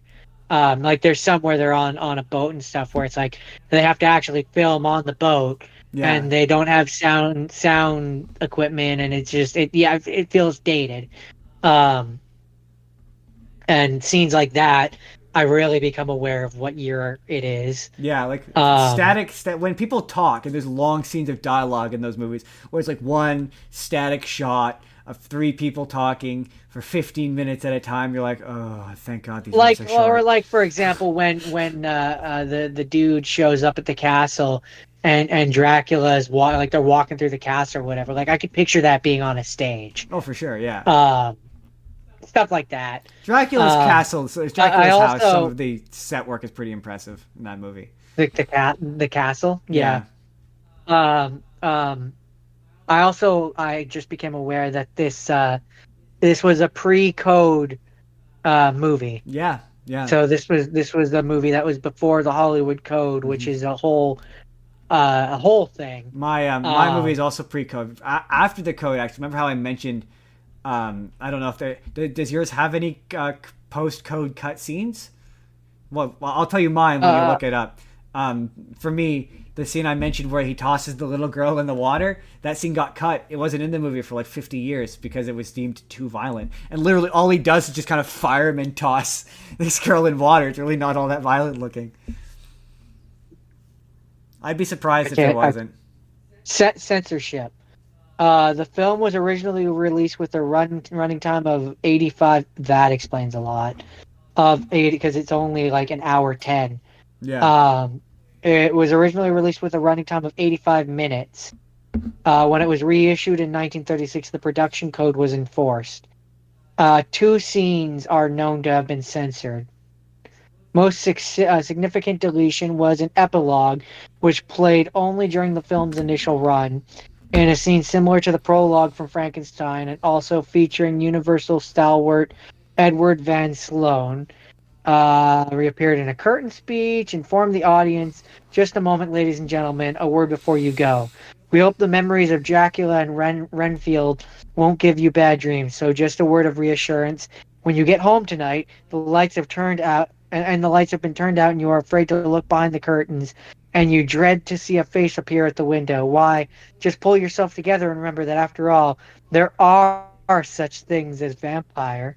This epilogue was removed out of fear of encouraging a belief in the supernatural. That's so fun. See The that scene, the scene, the scene was briefly shown in the Road to Dracula documentary, but it may be unusable and can now not be restored. that's so fun. That's so funny. That's very funny to me. I had a similar thing reading about Frankenstein, where I was like, the idea of what people found scary back in the day, man. I don't think Frankenstein's particularly scary. I certainly think it's a cautionary Uh, tale about hubris, but I don't think it's very scary. But they found the yeah, idea of, and that's the thing with Frankenstein, where it's like they find the idea of like creating life that isn't created by God. They find that to be an affront, and that's a major theme in those books. an, an abomination. Yeah. Um, does Dracula say blah blah blah? He in fact does not say blah blah blah. That's what. Yeah. He He does I not say I blah blah blah. don't I don't say blah blah blah except for when I'm saying how I don't say blah blah blah. He doesn't. He does in fact not say blah blah blah. What's interesting though Um, about Dracula but is how much of it the. Sorry, go on. Go on. Sorry. I was just gonna say I was just gonna say it's kind of the I d- it just sort of stops. Yeah, well, yeah. So Um, so does I I mine. w- 'Cause, I yeah, I I would say that it doesn't have a satisfying ending. That's one thing that I've noticed a difference between older films and modern films is most modern films, at least for the most part, have an ending. I would not be surprised if there's a second one, which is the second. Because mine was like that. Mine was like, yeah, it just the first one just kind of stops, and then the second one picks up immediately, and just kind of feels like the second half of that movie, complete with like actual I ending. mean, So I wouldn't be surprised if there was I a don't sequel know. that was the rest of that movie. I'm not really sure how there would be, considering the way that it ends is Dracula gets a stake through the heart and dies. I mean, it'll turn out that he didn't die. That's how movies back then like that worked. Like there's like a bajillion of those movies. Like apparently for me, there's at I least two suppose. more sequels, and apparently the last one, The Son of Frankenstein, apparently is quite good. But yeah, that's because film be expensive, yo, and they had to like. I The noticed other that thing, when I was watching you watch it, of like every line is like they say a line, cut. They say a line, cut, because you had to be very aware of how much film you, yeah, which is yeah. also why those movies are so short. Um, um, One thing that so even by 1930s time, Dracula was eccentric, like he looked eccentric and was weird. So the fact that anyone trusts him anywhere ever is kind of just that's weird to me. Like he met people, and I mean, I guess maybe that's why he immigrates to England in that movie because in England people walked around with the cape and the top hat and it but like when he's when you see people in America, it's like no, they're very much wearing like a suit, Right? like a normal suit, and he's wearing a cape and like a Dracula outfit. There's no other way to describe his outfit other than a Dracula I outfit. mean, yeah, but back then they didn't Um, know what a Dracula and outfit like looked like. he stands out. I He mean, looks yeah, weird. yeah. I know what you mean. I know. He's just Sure, immediately but his outfit suspicious. looks whether or not like we identify it as a Dracula outfit, but like I'm saying that even by that day's time, it didn't look like what their normal outfits looked like. It to me anyway, from what I saw, stood out like a sore thumb I for mean, most of the scenes. it's fair. That is fair. Um, oh yeah, the thing that one of the things that always fascinated me about Dracula is how much stuff gets lost from that original. Like how much vampire stuff has gotten lost over the years, like the having to be invited in, and like you have to stab him when he's in his coffin, and I think that one doesn't have garlic. I think What's garlic's weird? not in that one. No, it didn't have garlic. But what's weird is so the being invited in thing doesn't seem to be a thing in this movie because there's scenes where the windows are open and he just flies in and it's like I mean, I suppose if you're doing like a monkey paw situation, you could theoretically read an open window as an invitation, but to me that's like there's that where is so if I just leave my front door open because it's hot, am I inviting someone in? Is that does that constitute as inviting someone in? But isn't it? Does it work like you only need to be invited in once? Because he was invited in the first time, and then at that point he's been invited in, so maybe he can go in. I mean, that's a good point, but that's also a question. Is it does a vampire and maybe I just don't know my vampire lore. I Does a don't. vampire need to be invited in each time? Does it is it once and then it's forever? What are the rules here? I don't really I know. mean, presumably once is What I've all it sort of takes. what I've what I've sort of discovered over the course of this week is when it comes to these monster movies, I don't actually know a lot about them other than the generic what people know, like Yeah, Frankenstein, Monster, Fire, Bad, Wolfman, Moon, Kill People, Invisible Man, same. apparently a murderer now, I know.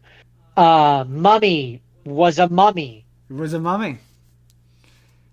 Like that Um, I other than your Dracula sucks blood, yeah, can't be invited in, doesn't he's like garlic. he's from Steak Transylvania. steak to the heart. Was Like I I know the generic staples of what monster like what these monsters are, but I don't know the fair details. enough. Was there anything else you had to say about Dracula from the 1930s? It is old. It is old. It is now probably the oldest movie you've seen.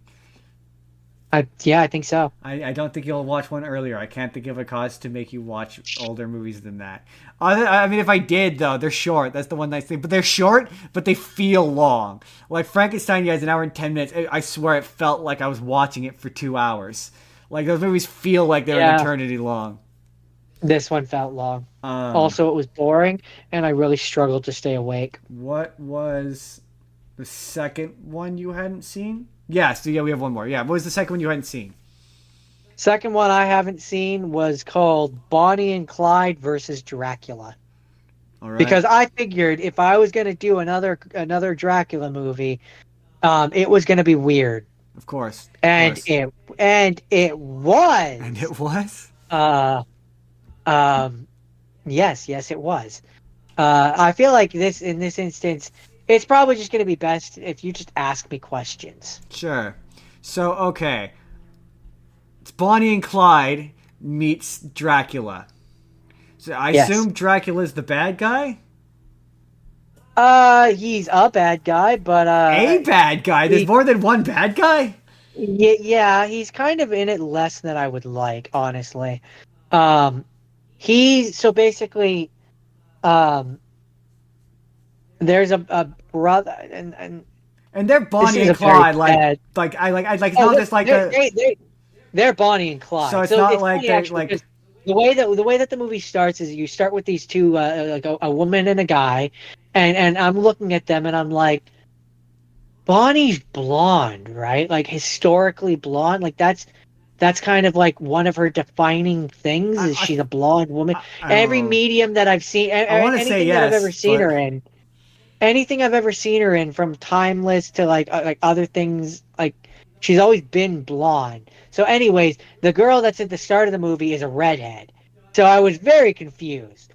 And then she shows up at this house, or like they show up at this house, and that's where Bonnie and Clyde are, and they get murdered. And it's like, okay, yeah, they look more classically like Bonnie and Clyde, like what I would have thought. okay, okay. So Dracula is his body. Dracula's body is found before the movie.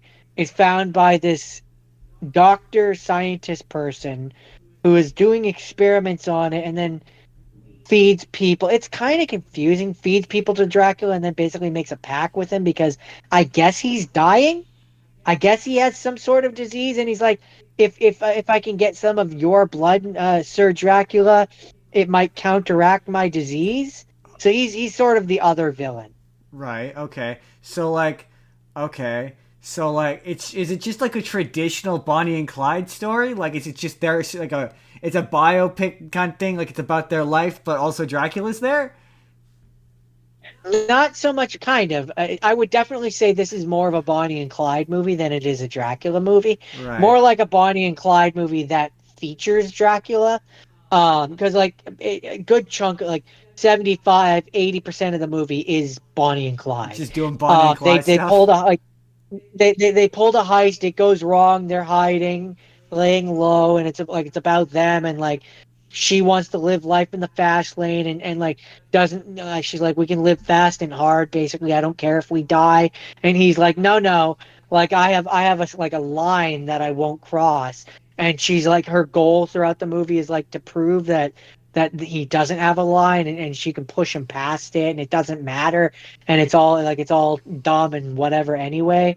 And so uh there's a firefight. One of their allies gets hurt. Clyde says to Bonnie, like, there's a doctor supposedly in the next house over. Go, and that's the doctor that we've been following, him and his sister, who I can't figure out the sister, if it's supposed to be like, is she is she supposed to Okay. be a child, So or is she supposed to be an adult who's childlike? Like, there's, I don't, yeah, so the Dracula uh, stuff and the Bonnie and Clyde stuff are just completely unconnected from each other? until they're not. Okay. Okay. So Okay. and the Dracula stuff is very very tenuous in the fact that more we're following the Doctor until we hit like the hour 10 mark in And this you're like, hour "Oh, there's 30 movie, Dracula." and then well, like Dracula has been in this guy's house and is fed, and so like you saw him, but he was weak and like didn't look like Dracula, and then like you see him one like the picture that I sent you. You see him and he's like that, and he actually looks like Dracula, and that's just before Bonnie goes to that house and runs into him, Huh. and then gets bitten by Dracula and becomes a vampire. Oh, all right. All right. And I guess the doctor has colleagues that he doesn't like, and he feeds them to Dracula. So then Dracula's at full strength, and then Clyde comes looking for Bonnie because she hasn't come back from trying to get the doctor to heal the one dude. Right. And like goes into the house, and Bonnie's been bitten, and Dracula is like, she's mine now, like she belongs to me. And then I kind of wasn't paying attention, and I looked up, and then all of a sudden, Bonnie and Clyde were fighting all the other vampires that were in the room, and everything. So I guess even though she's a vampire, the she resisted Dracula's hold and turned on them all, and they fought. And so the movie basically ends.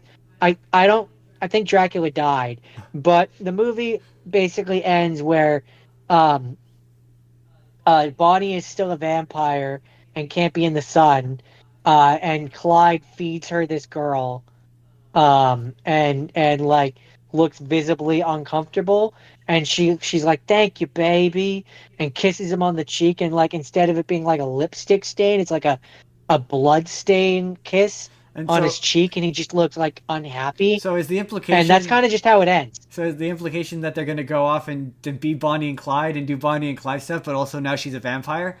Or was the implication is that That's sort of, historically Bonnie was just a vampire? and more the implication is that she's now going to go off and do vampire stuff Could go do with vampires. Clyde.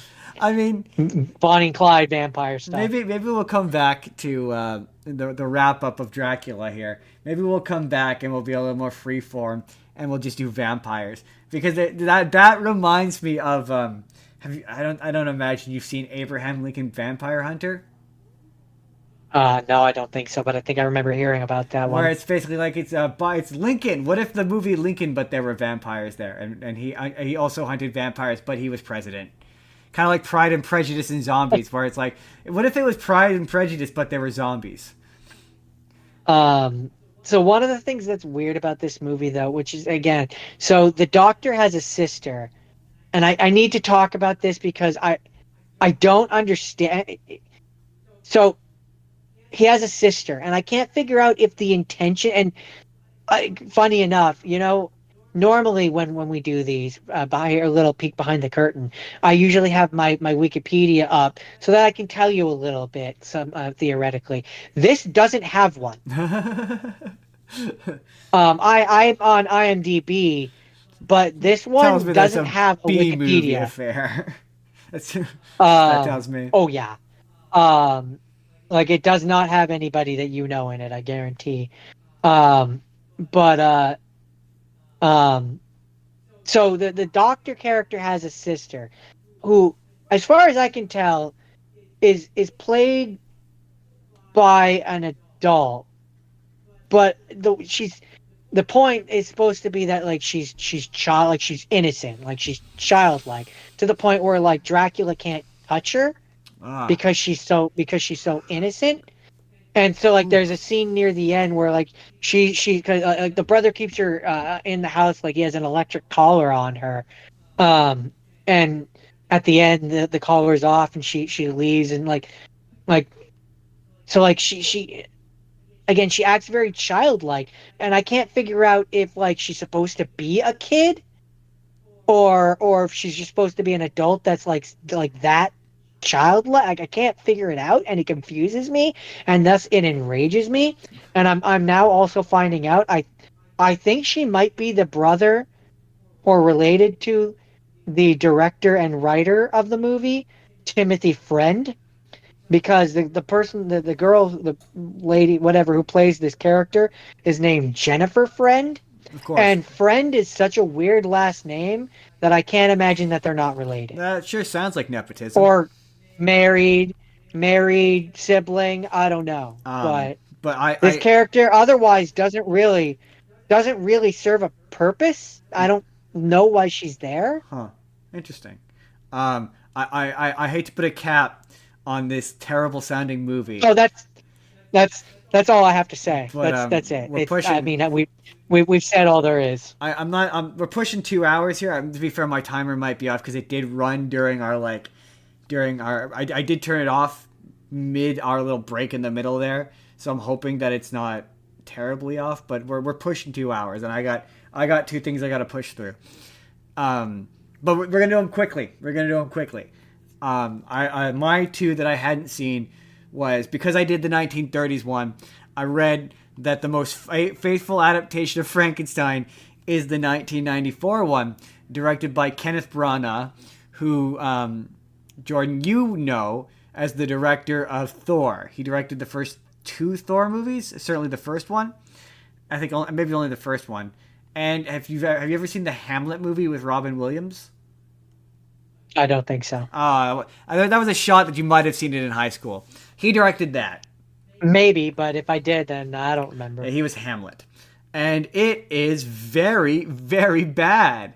Like it's funny because I'm reading the like like you do when I watch these, I read about them because I'm curious, and the reviews were all like it takes out all the nuance and it's loud and it's annoying.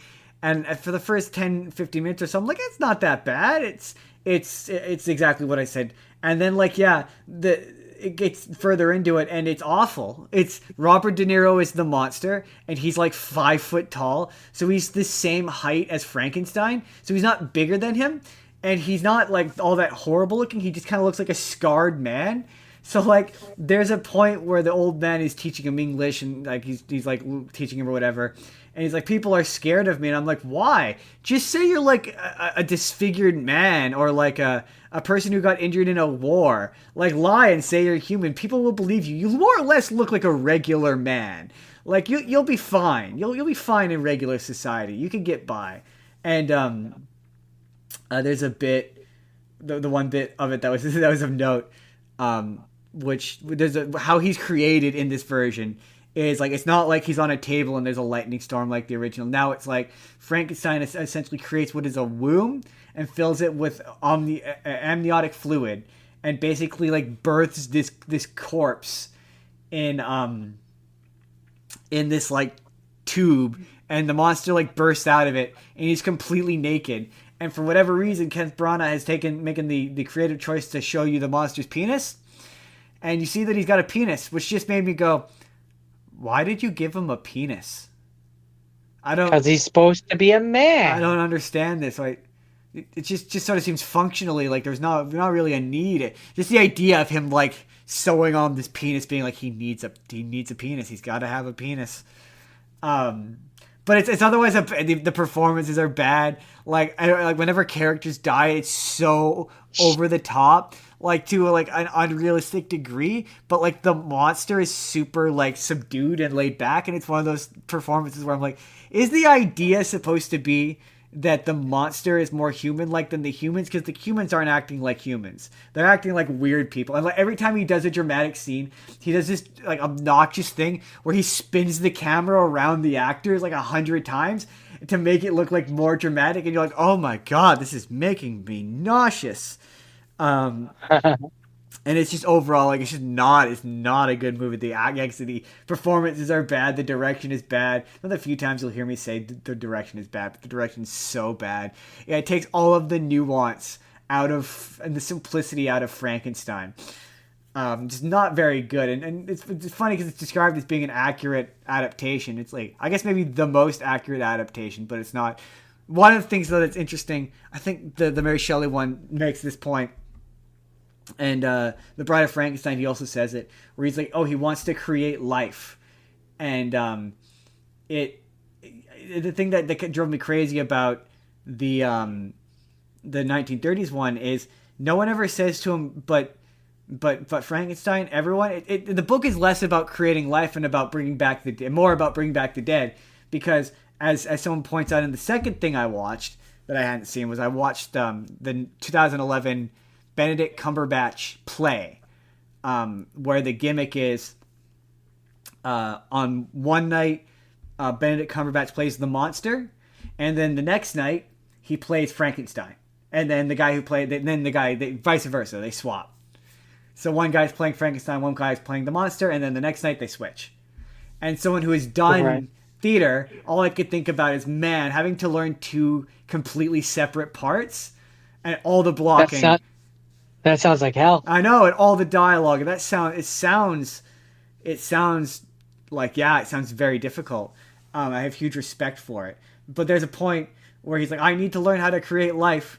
And his wife is like, well, you could just give me a baby, and that's creating life, which is the thing that drove me crazy about that 1930s one, where it's like, yeah, every human has the capability of creating life between their legs, betwixt the thighs. I was gonna say, I was waiting patiently to be able to make the joke. Dude wants to make life. Sounds like dude needs to get laid. Right? Yeah, exactly. Everyone's got that. So it's like, for me, Frankenstein has always been less about creating life. And more about the point was always that he wanted to bring things back from the dead. But more that he wanted to control death and control life rather than creating it. Because, yeah, so there's a line where she says that in that play. And that's all leading me to the point that play's bad. It's a very bad play. Well, at least I think it's bad. Like, the first 20 minutes of it are just the monster wriggling around on stage. And, and it's really dull. It's like, after 5 minutes, I'm like, I get the point. He's childlike. I get it. And it's just like, yeah, it's just not. It's told from the perspective of the monster. So it dispatches with all of Frankenstein's backstory, and it starts from the point where the monster is born, and it basically turns instead of the monster being the quote unquote bad guy, now Frankenstein's the quote unquote bad guy, and it's like It's about how the monster kind of sort of slowly more and more becomes more monstrous. Starts off innocent, becomes more monstrous, and every version of Frankenstein culminates in him killing the wife. Every version. But this version, and I hate it, is an addiction I hate. I hate it so much, and I hate using this phrase. But if you're adverse to hearing about sexual violence, you plug your earmuffs. But instead of him simply killing the wife, he rapes her as well. He rapes and kills her, and they show it on stage. And it's bad. It's an unnecessary addition. Like, him killing her is enough. That's enough savagery. It didn't need additional savagery. It's uncomfortable to watch. As a person who's done theater, it made me uncomfortable because I thought about all the rehearsals that poor woman had to do, all the performances that poor woman had to do. I mean, the poor woman and the poor man who had to pretend to do it. In that instance, it's unpleasant on both sides. I mean, yeah. It's just, who has ever experienced Frankenstein and been like, you know what this needs? Sexual violence. It's just like, it just wasn't good. It's just like, I don't know why you needed to add this. It just doesn't add anything to that moment. To be fair, it's not devoid of anything to like. There's a few, like there's a couple of bits of staging, which as a performer I was kind of blown by. But like, there's a moment where the monster lifts a kid up onto his shoulder and is carrying this kid around on his shoulder, which, like, it's one thing to do that once on film with people around you making sure it's safe. It's another to do it on stage in front of thousands of people live. Like, the amount of trust you'd have to build with the person you do that with, like, trusting your kid on another, like, is a lot. And I respected that. I respected a lot of the stagecraft that went into the performance, but the writing and some of the changes to the Frankenstein story, I'm like, I don't like this. It doesn't work for me. But with that, I want to wrap up my talking about Frankenstein with telling you something that's interesting. Because as I was watching Frankenstein, I became interested in the idea of, is this possible? Like, where does this come from? Is the science real? Could you bring a body back to life? Like, is there any basis in science? And well sorry, go ahead. Surprisingly, this does have scientific basis. It does come from a place. When Mary Shelley was writing this, they first discovered the idea of putting electricity through a body and reanimating it. And there's a famous guy whose name has completely escaped me, who he would tour a show where he did that, where he would put electricity through frogs and animals and bring them back to life. And his most infamous I was moment, gonna say, let me finish real quick. His most infamous moment was when he did it to a human. He did it to a human corpse, and he brought a human corpse back to life. And it was apparently horrifying, and it was absolutely upsetting.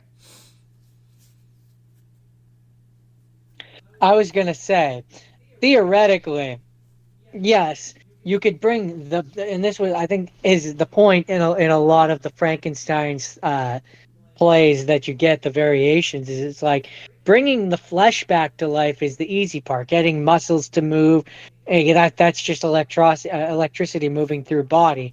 Not too complicated to achieve. The thing that uh if we're getting into the realistic part of it, the thing that would be hard to bring back is what some people refer to as the soul, the Yeah, spark of life, the thing that makes a person a person. that and that's That's the what's hard.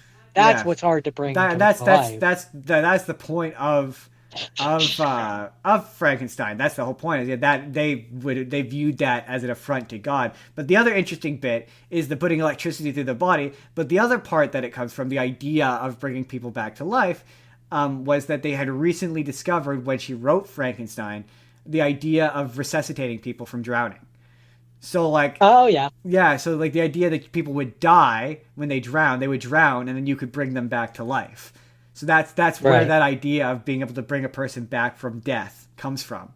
Which I thought that was very fascinating. I thought that was very interesting. So that was Yeah. Frankenstein, Dracula, the Invisible Man, and the Mummy. We talked about them today. That was all very interesting.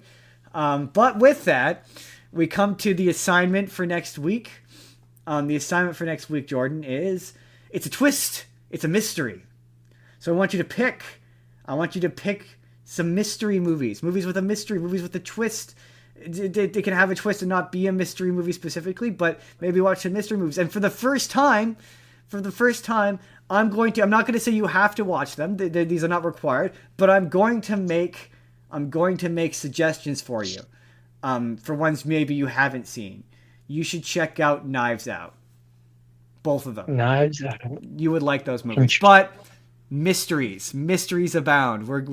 And the question will be, is this a good mystery? Is it a bad mystery? Did you figure out the mystery? How early did you solve the mystery? Is there a twist? Did you figure out the twist? All of these questions and more next week.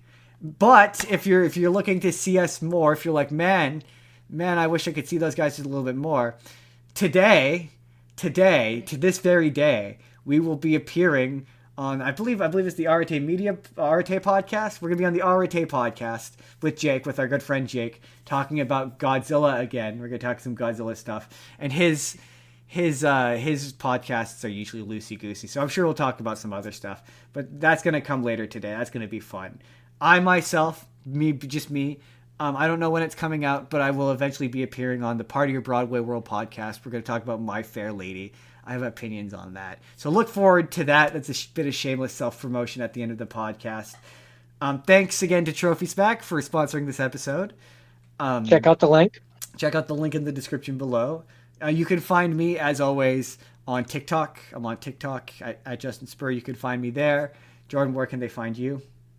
I do Minecraft Monday on Twitch. Zethgore187. Come join. You can also find us on Discord. You can. Oh, I need to update.